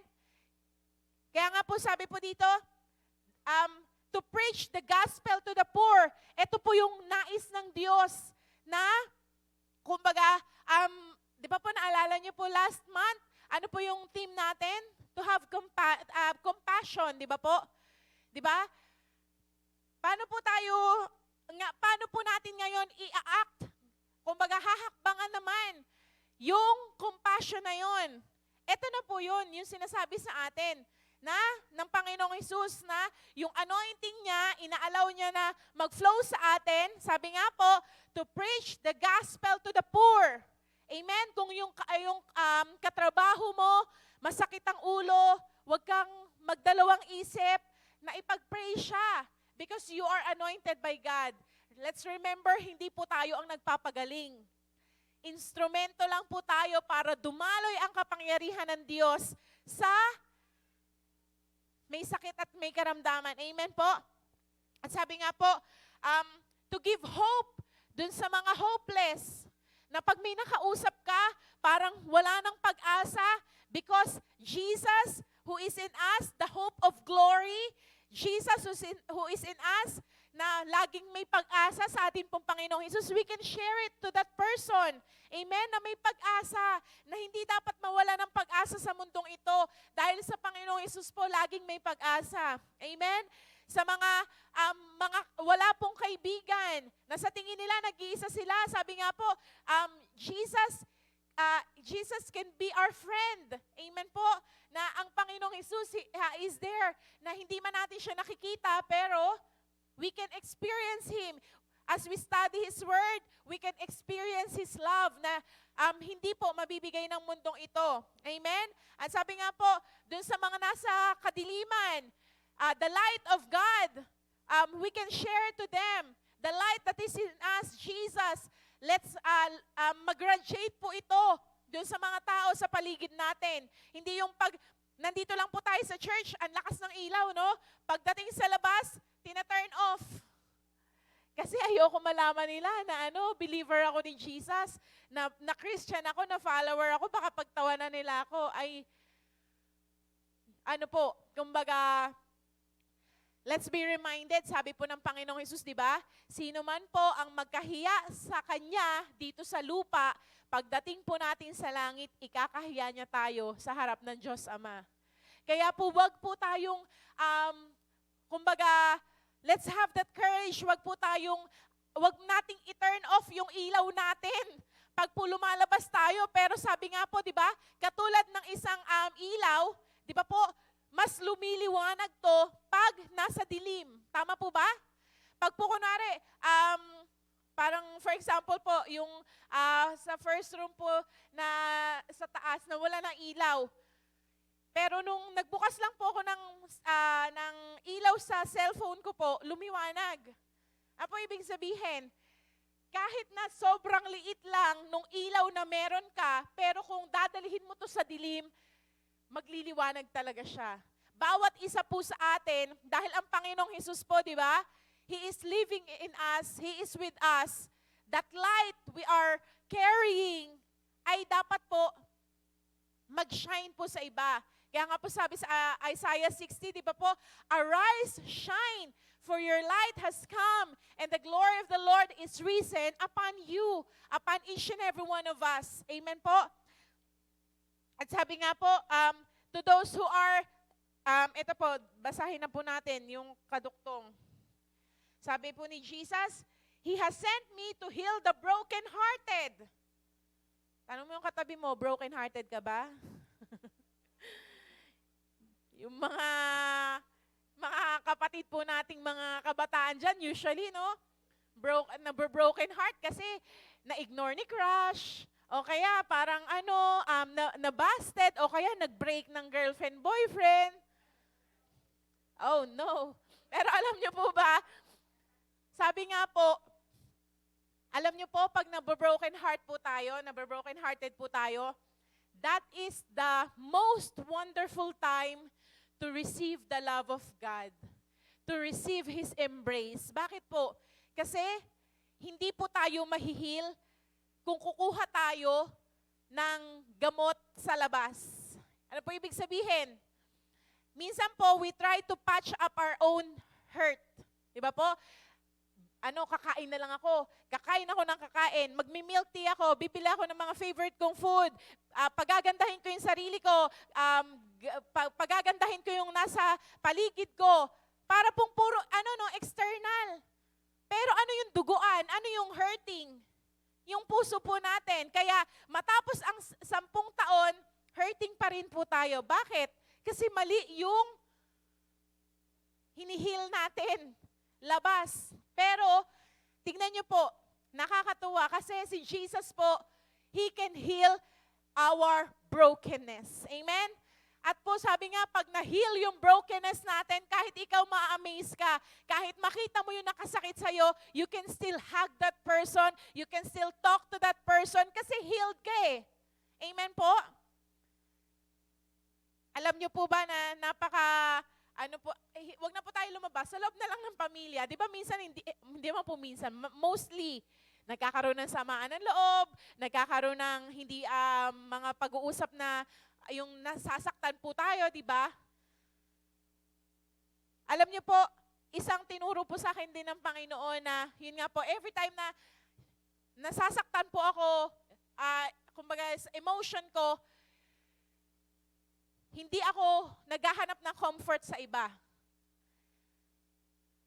Kay Lord lang po ako naghahanap ng comfort. Kasi po, pag na-comfort na po ako ni Lord, naramdaman ko na yung yakap niya, then, para pong, kumbaga, another new beginning. Wala na yung pain nung kahapon, yung pain nung kanina, that you can still love that person again, like you have loved that person the first time na minahal po natin siya. Kasi ganun po kakapangyarihan ang pagmamahal po ng Diyos. Amen po? The anointing of our God into our lives sabi nga po, can heal the broken-hearted. Hindi lamang po sa sarili natin. Even God can use us to other people. Amen po? Na sa mga kaibigan po natin, sa inyong kaklase, sa inyong kasama sa work, God can use you to heal that brokenness po sa mga tao sa paligid natin, not on our own selves. Sabi nga po, kumbaga kaya nga po sabi po sa Bible, di ba? We are God's vessel. Kumbaga, if we will allow ourselves to be His vessel, yung kapangyarihan po ng Diyos magfo-flow. And sabi pa nga po, to proclaim the liberty to the captives. Hindi man natin literal na mapalaya po yung mga nasa kulungan. But their spirit, their soul can be free. Di ba po? Sa bandages ng kaaway. And recovery of sight to the blind. Dun, ano po yung tinutukoy dito? Hindi po siya literal. Pero sabi nga po, dun sa mga hindi alam pa ang katotohanan, God can use us to kumbaga, open their spiritual eyes to see ano yung tama, ano yung sinasabi sa salita ng Diyos. Amen po? The Lord can use us to heal, sabi nga po, to set at liberty those who are oppressed. Alam niyo po ba, in our times, napakarami pong ino-oppress ng kaaway.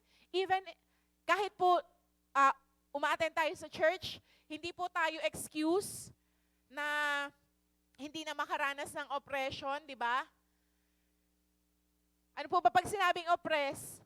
Kumbaga parang ginigit-git ka ng kaaway na parang lahat na ng pwedeng problemang ibigay sa'yo ng kaaway, ibabato niya sa'yo para dumating sa point, mag-give up po tayo. Kumbaga sa ano talagang ika-crush po tayo. Pero sabi nga po, we are crushed, but, ano po yung isang inaawit natin? I'm blessed but not crushed, persecuted, not abandoned. Ma-persecute man po tayo, ma-crush man tayo, di ba?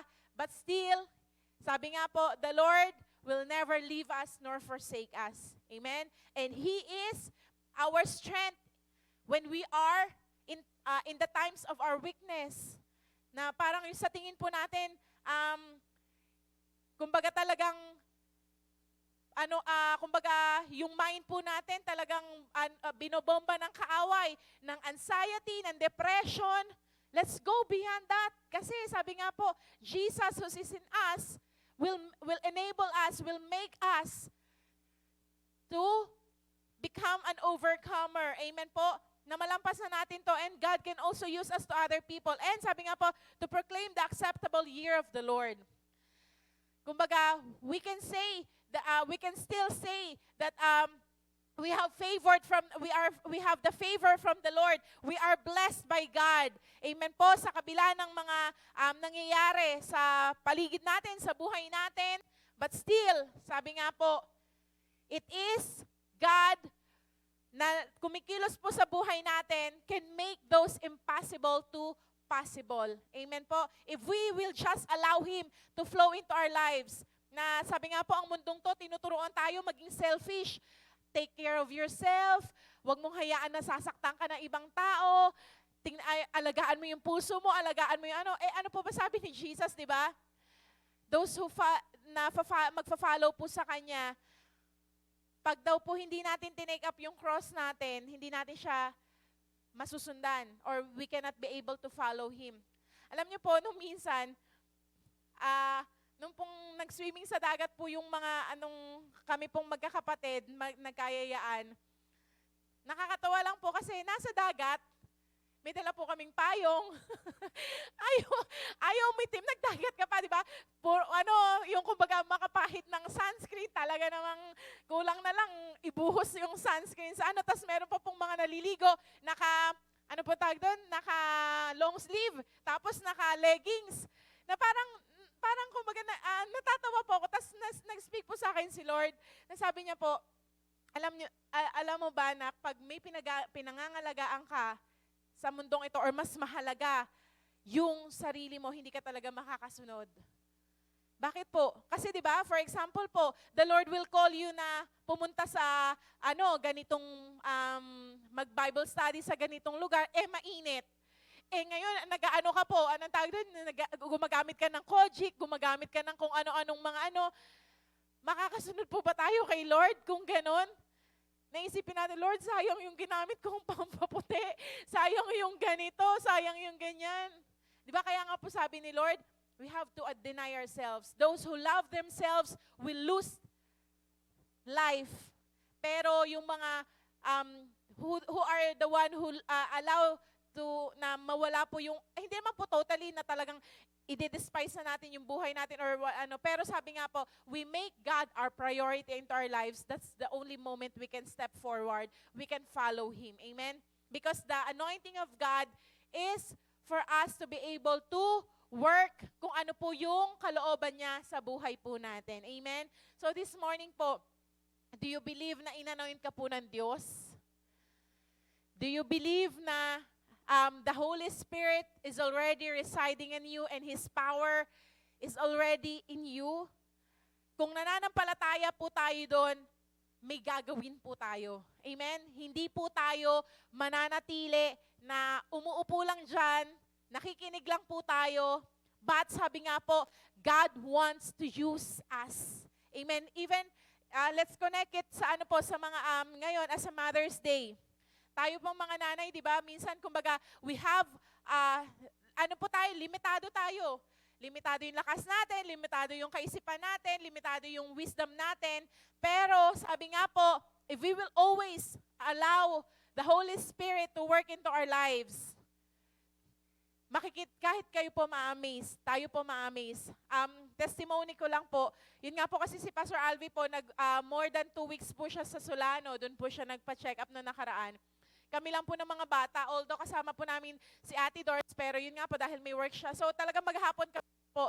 Yung mind ko po gusto niya magreklamo na napapagod na ako, na parang ano po, pero hindi ko po vino-vocalize. Yung mind ko lang po nagsasalita.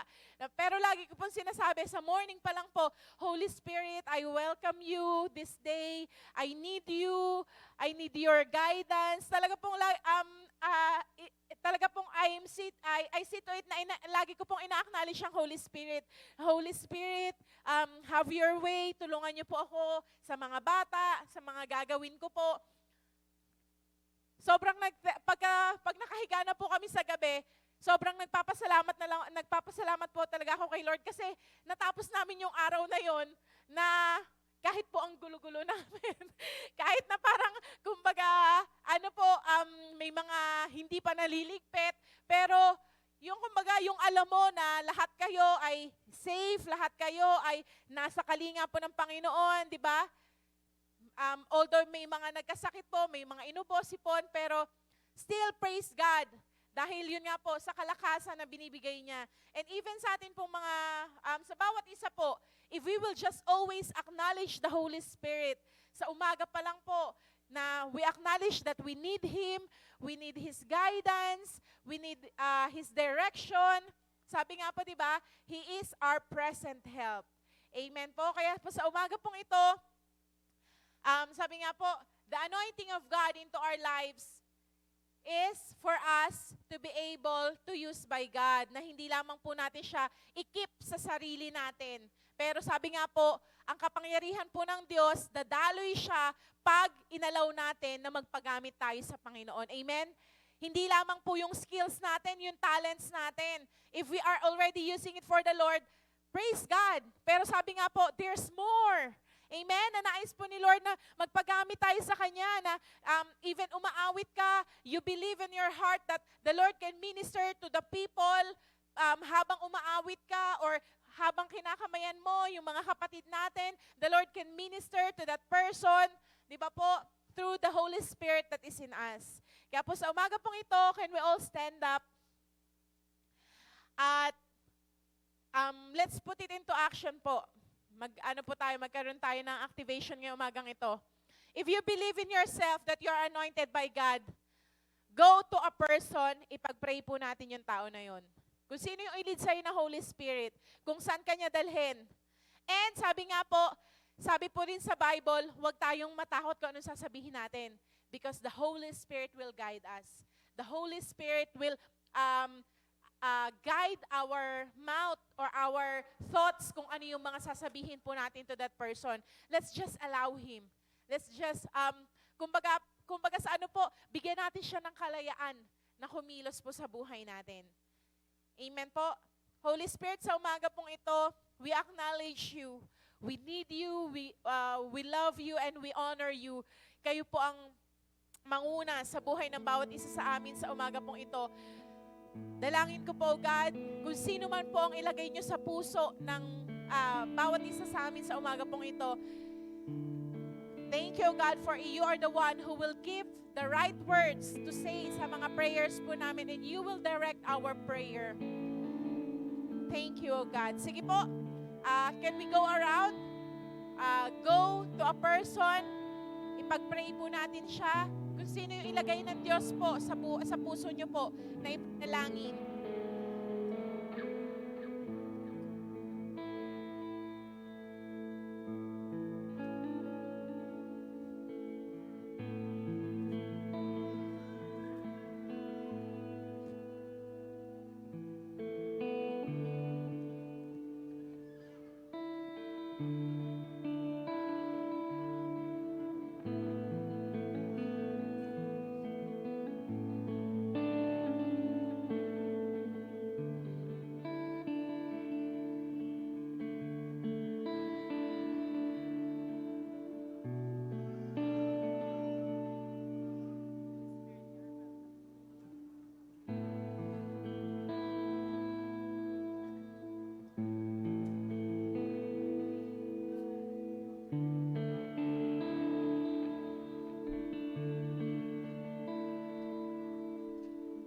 There's nothing worth more will ever come close.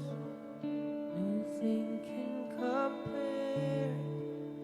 You're our living hope.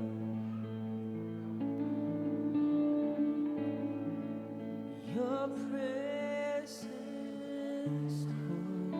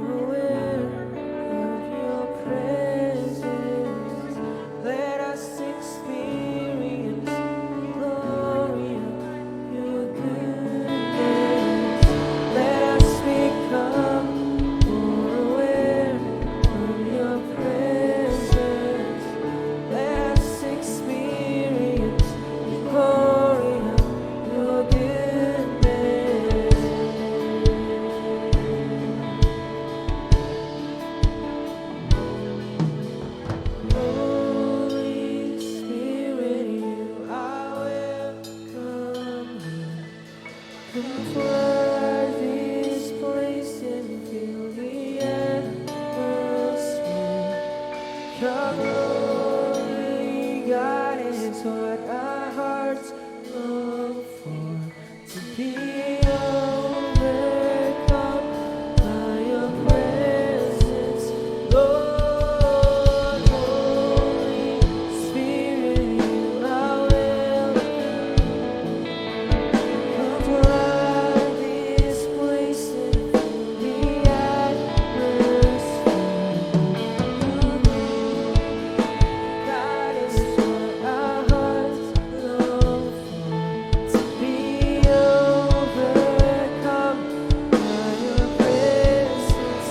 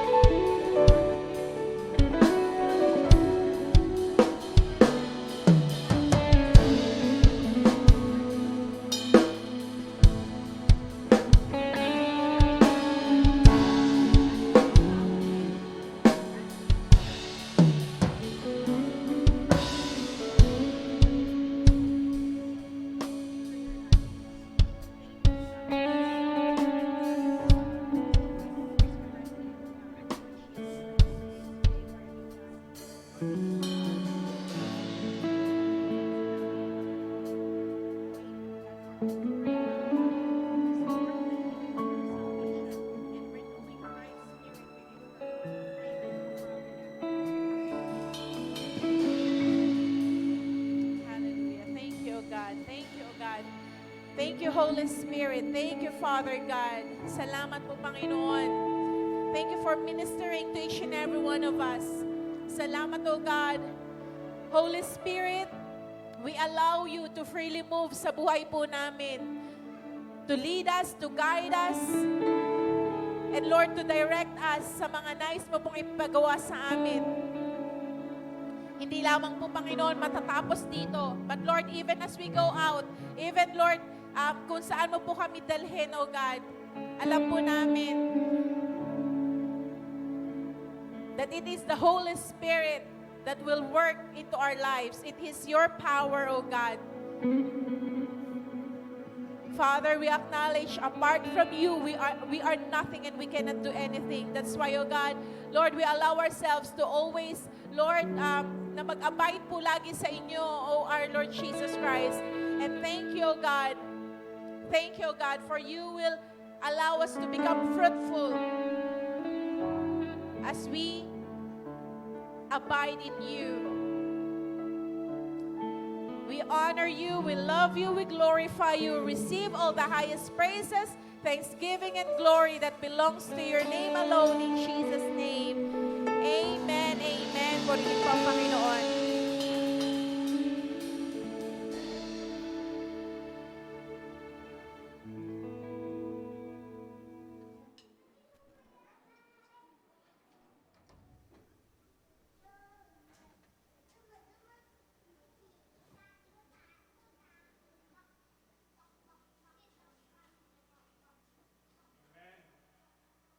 Praise. Are you blessed? Amen. Sige po, mag-share lang po ako ng konti about sa ating pagbibigay ngayong araw.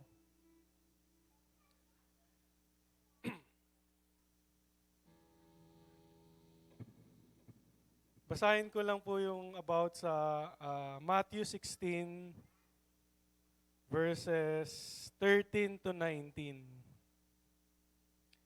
Ito po yung Peter declares that Jesus is the Messiah. Sabi po dito, Matthew 16 verse 13 to 19, when Jesus came to the region of Caesarea Philip, he asked his disciples, "Who do people say the Son of Man is?"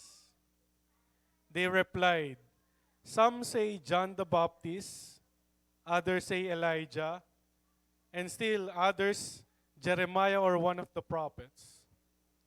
"But what about you?" he asked. Tinanong niya si Peter. "Who do you say I am?" Simon Peter answered, "You are the Messiah, the Son of the living God." Jesus replied, "Blessed are you, Simon, son of Jonah, for this was not revealed to you by flesh and blood, but by my Father in heaven. And I will tell you that you are Peter, and on this rock I will build my church, and the gates of Hades will not overcome it." So ito na po yung key verse ko, Matthew 16 verse 19. "I will give you the keys of the kingdom of heaven. Whatever you bind on earth will be bound in heaven, and whatever you loose on earth will be loose in heaven." So, sino po ba dito sa atin yung gusto na bigyan ng Lord ng susi ng kaharian ng Diyos? Diba sabi dito, sabi niya kay Peter, "I will give you the keys of the kingdom of heaven." So, tayo din po, maging po natin yun na ibigay sa atin ng Diyos yung susi ng kaharian. Kasi nasa kaharian po lahat di ba? And sabi dito kanina sa verse 17, this was not revealed to you by flesh and blood, but by my Father in heaven. So that time po nila na yun nga si Peter, 'di ba, wala pa naman scripture noon nung time nila Jesus. Kumbaga, yun yung mga history na kung bakit nagkaroon ng scripture.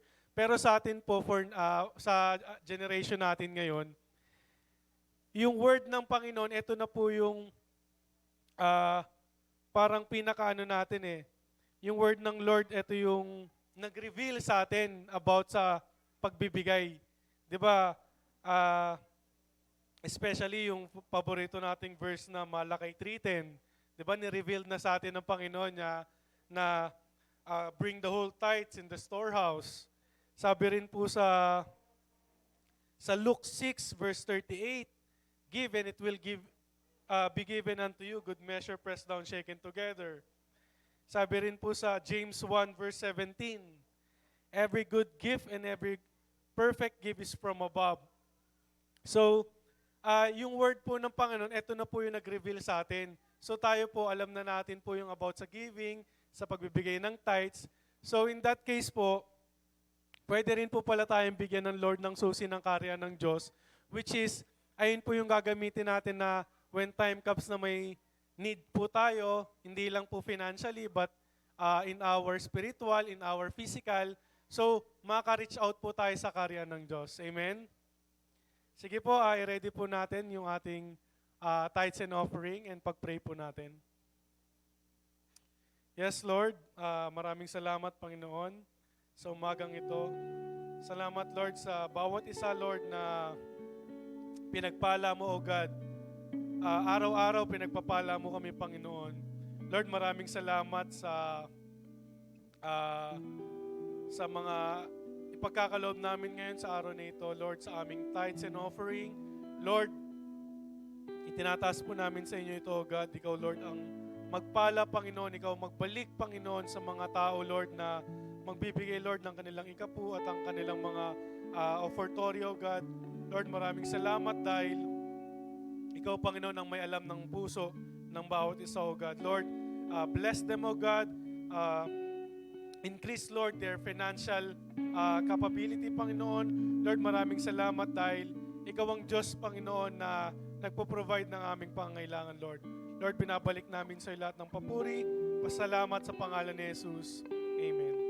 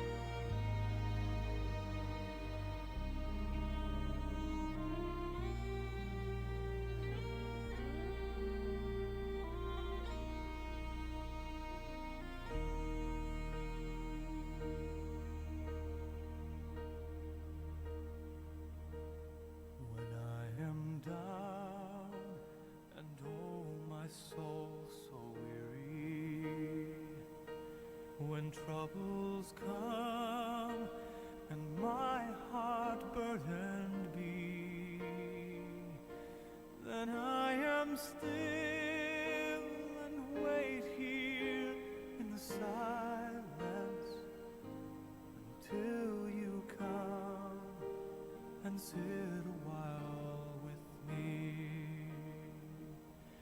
You raise me up so I can stand on mountains.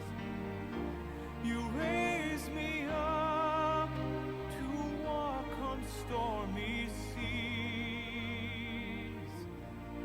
I am strong when I am on your shoulders. You raise me up to more than I can be.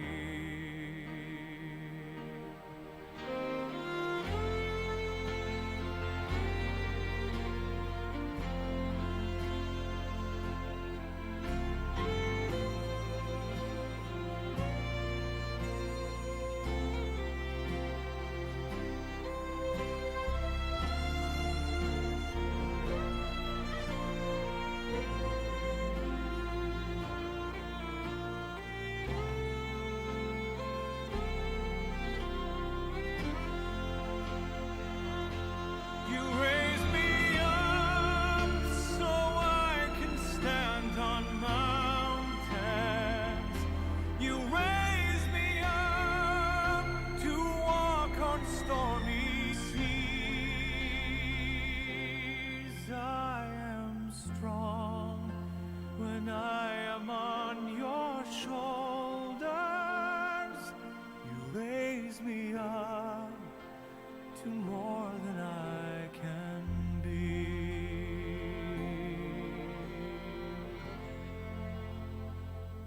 You raise me up so I can stand on mountains. You raise me up to walk on stormy seas. I am strong when I am on your shoulders. You raise me up to more than I can be. You raise me up so I can stand on mountains. You raise me up to walk on stormy seas. I am strong when I am on your shoulders. You raise me up to more than I can be.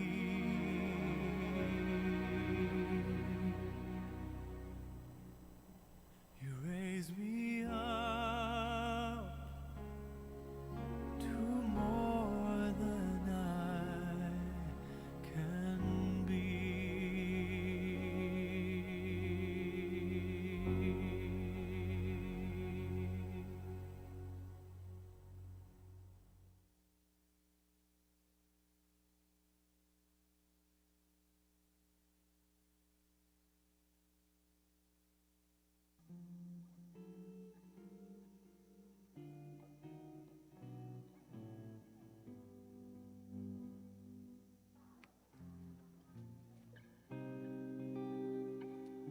Amen.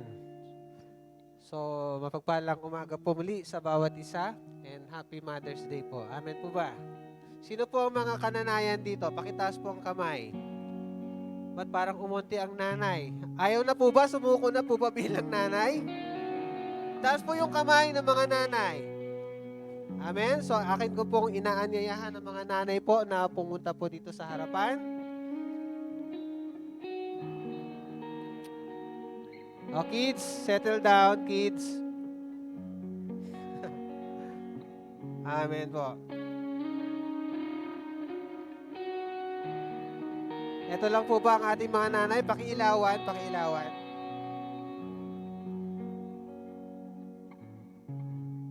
Amen.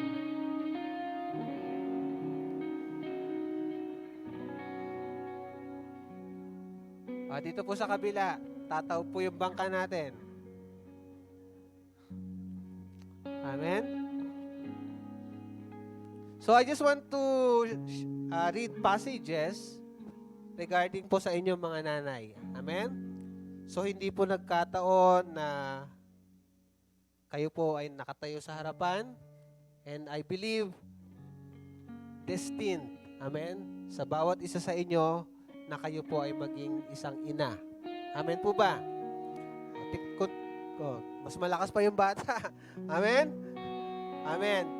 So kung titignan po natin, ilang percent po ng mga naririto ang mga kananayan? Titignan niyo po, ilan lang po kami mga tatay. Amen? Halos wala pong natira sa upuan. Amen? So kung tayo po ay bilang isang ina, quiet, kids, let's pray for our husband. Na lalo na po yung mga ina po na hindi pa po kasama ang kanilang mga kabiyak sa ating Panginoon. Amen? Because, listen, because it is very powerful pag lalo na ang tatay nadala sa iglesia. Amen po ba? Bakit po? Nasa kanya kasi ang authority. Amen po ba? Pero, kayo po bilang nanay, may magagawa po kayo. I just want to read passages po regarding sa mga nanay. Sabi po rito sa Proverbs 31:10 to 12. Oh, kids, listen.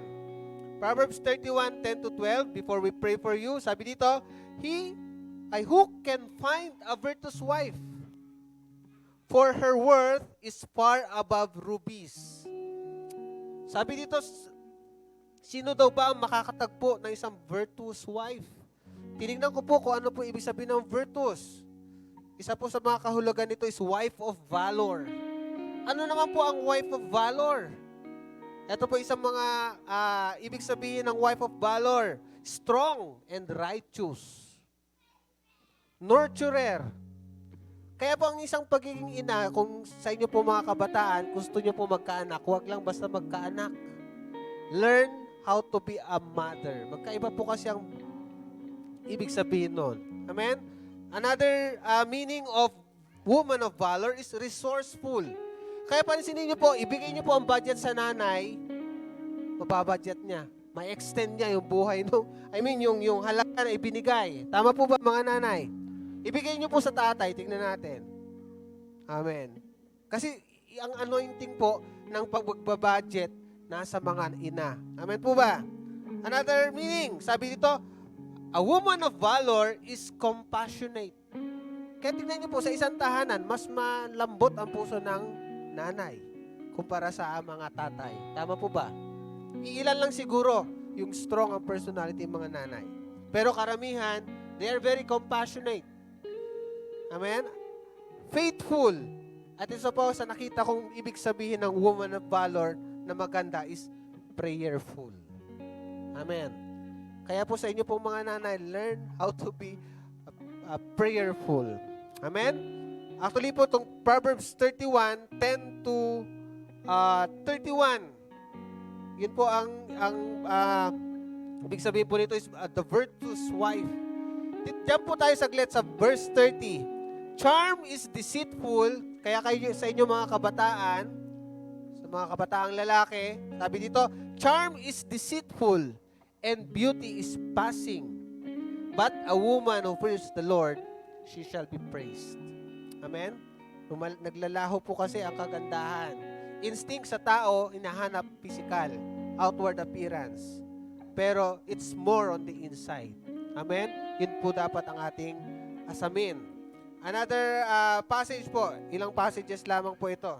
Gusto ko pong i-share sa bawat isa. Proverbs 18:22, patungkol po sa mga ina. He who finds a wife finds a good thing. Bakit yung iba? Amen? Kaya tayo po sa inyong mga kabataan na nais magkaroon ng asawa in the future. Amen? Hanapin po ninyo yung kaloob na nanggagaling sa Panginoon. Learn how to wait. Amen po ba? Age doesn't matter, sabi nga, kahit sa paghihintay. Kasi aanihin mo, mapaaga ka mag-asawa kung mapaaga naman ang buhay mo. Amen po ba? Ano ibig sabihin? Away ng away, iiksi ang buhay mo. Amen? Sabi dito, he who finds a wife finds a good thing and obtains favor from the Lord. Last passage, Proverbs 19:14. Houses and riches are an inheritance from fathers. Ano ibig sabihin po nito? Houses pertains to material things, physical things. Riches, same holds true. But a prudent wife is from the Lord. Amen po ba? Kaya kayong mga ina, pagpapala po kayo sa bawat pamilyang kinabibilangan po ninyo. Amen? Ayaw ka man, o sabihin na natin, hindi ka man, kumbaga hindi ka masyadong na-express na yung asawang lalaki. Amen po ba? Pero sabi ng Panginoon, you are a blessing from the Lord. Amen po? Kaya let's appreciate, tayo po mga tatay, let's appreciate yun pong ating mga kabiyak. Tayong mga anak, let's appreciate our mother. Amen po ba? Hindi po biro, sabi nga, hindi biro maging isang ina. Amen? 24/7 nagtatrabaho. Minsan walang bayad talaga. Tama po ba? Masaya na sila na kanilang pinaglilingkuran ay ang kanilang pamilya. Amen po? Amen po ba mga tatay? Kayo pong mga nakaupo diyan. Amen? Let's raise our hands towards them. Let us lift them up in prayer. Dahil ang araw po na ito ay araw para sa ating mga kananayan. Amen? Let's bow our heads and let us pray. Our Heavenly Father, we thank you for this morning. We thank you, God, for these mothers na sa aming harapan. Truly, that you have given them to each and every family, O God, na kanilang kinabibilangan. Lord, sometimes we do not, we neglect how to appreciate them. Sometimes, O God, hindi po namin nakikita the essence, the worth nila sa buhay po namin. And we ask for forgiveness. You said in your word, O God, that they are a blessing to each and every family. Kaya salamat po, Panginoon. Let your name be glorified in them. Lord, anuman, Panginoon, ang layunin mong kaparaanan mo sa bawat isa sa kanila, Lord, in your perfect time, it will come into fulfillment. Salamat po sa mga pagpapalang ito. Salamat po sa mga nanay na to that truly they are a blessing sa bawat isa po sa amin. Lord, increase, Lord, their potential na makita, Panginoon, Lord, yung purpose mo sa bawat buhay po nila. At salamat po, God, na bawat kanilang pupuntahan, bawat, Panginoon, surroundings na kanilang kinabibilangan, makita, Panginoon, ang kaliwanagan mo, makita, Panginoon, ang kapangyarihan mo sa kanilang buhay. At salamat po, continue to strengthen them, bless them, and prosper them, O God, in all areas of their lives. We honor you, we glorify you, O God. This we ask in Jesus' name we pray. Amen, amen, and amen. Happy Mother's Day po sa inyo pong mga nanay.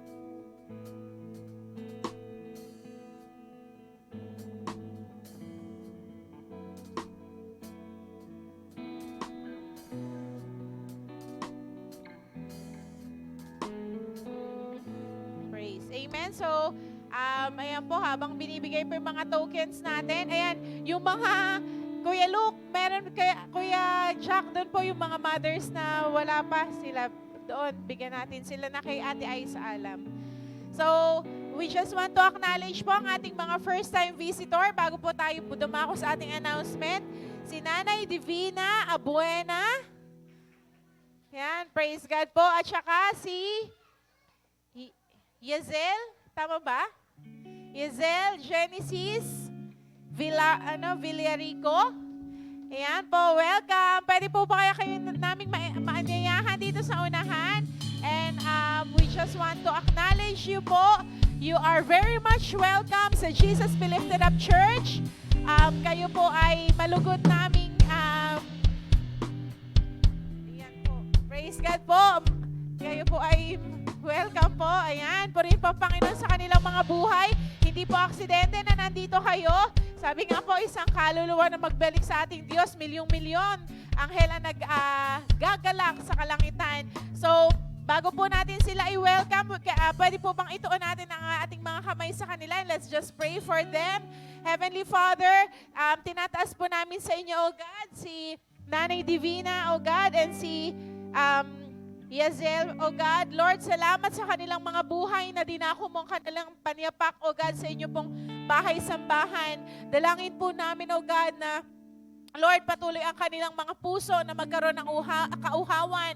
Lord, na mas makilala ka pa sa isang malalim, tama at bibliyang kapamamaraanan, O God, na Lord, sa kanila pong pagtahak sa mundong ito, O God, maganap ang plano at layunin mo sa kanilang mga buhay. At dalangin po namin ang iyong pagpapala, O God, sa kanilang buhay, maging sa kanilang mga pamilya. Thank you, Lord, sa kanilang mga buhay. Patuloy nga, O God, na Lord, ang iyong mga salita, Panginoon, na naitanim sa kanilang mga puso ay lumago at patuloy na yumabong at magbunga, Panginoon, sa iyo pong tinaktang panahon. Salamat, O God, sa inyo pong mga pagpalang kamay namin sila tinitiwala. Thank you, O God, for blessing them, O God, abundantly, more than they could ever ask or think. Thank you, O God, sa buhay po nila. We rejoice with them, O God, and we celebrate their lives, O God, because, Lord, ikaw po, Panginoon, ang tumawag at pumili sa bawat isa sa kanila. Thank you, Father. We honor you, we bless you, we glorify you. These things we pray in Jesus' name. Amen. Pwede po ba natin silang kamayan? Bago po sila umupo sa kanilang mga upuan.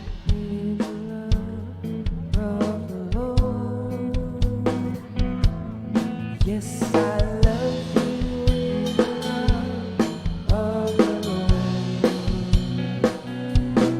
I can see the glory of my King. Yes, I love you with the love of the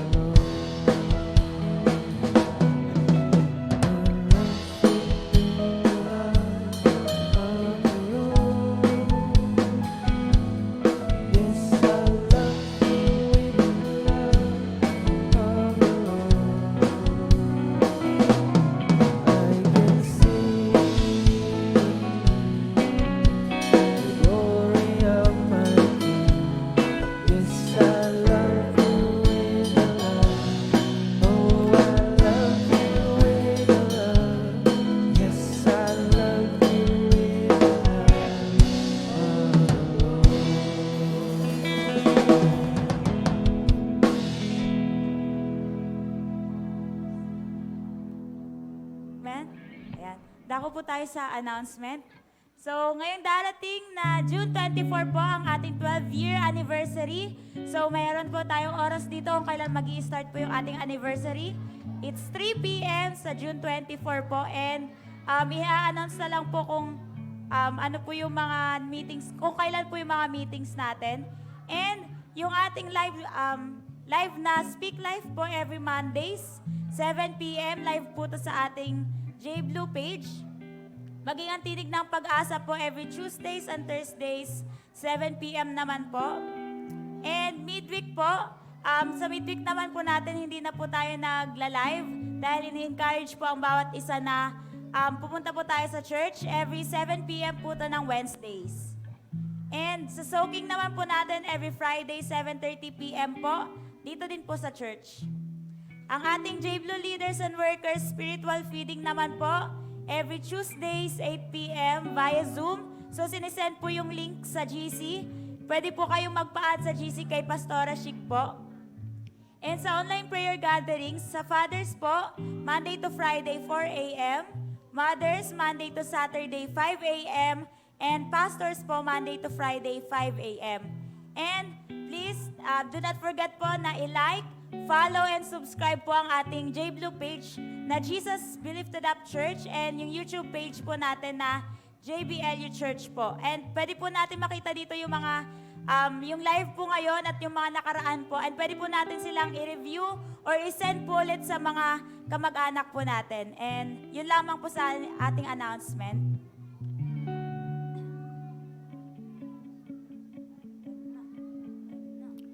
Amen. Muli po tayong tumayo.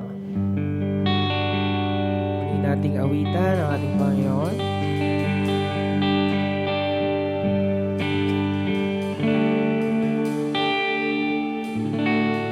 In Christ alone, I place my trust and find my glory in the power of the cross.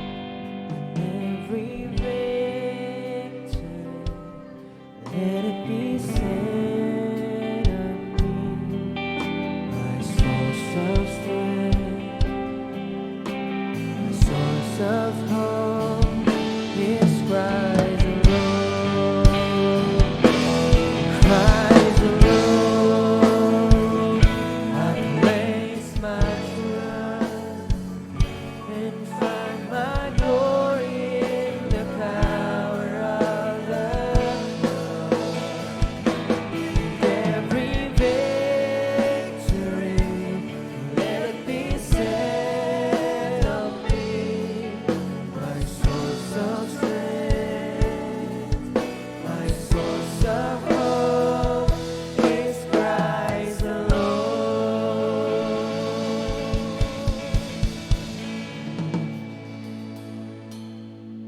Hello, hello. Tayo manalangin. Banal namin, Ama, sa pangalan namin, Panginoong Hesus, maging sa Espiritu Santo, maraming salamat, Lord, sa umagang ito. Kay buti-buti mo sa pagkatugat.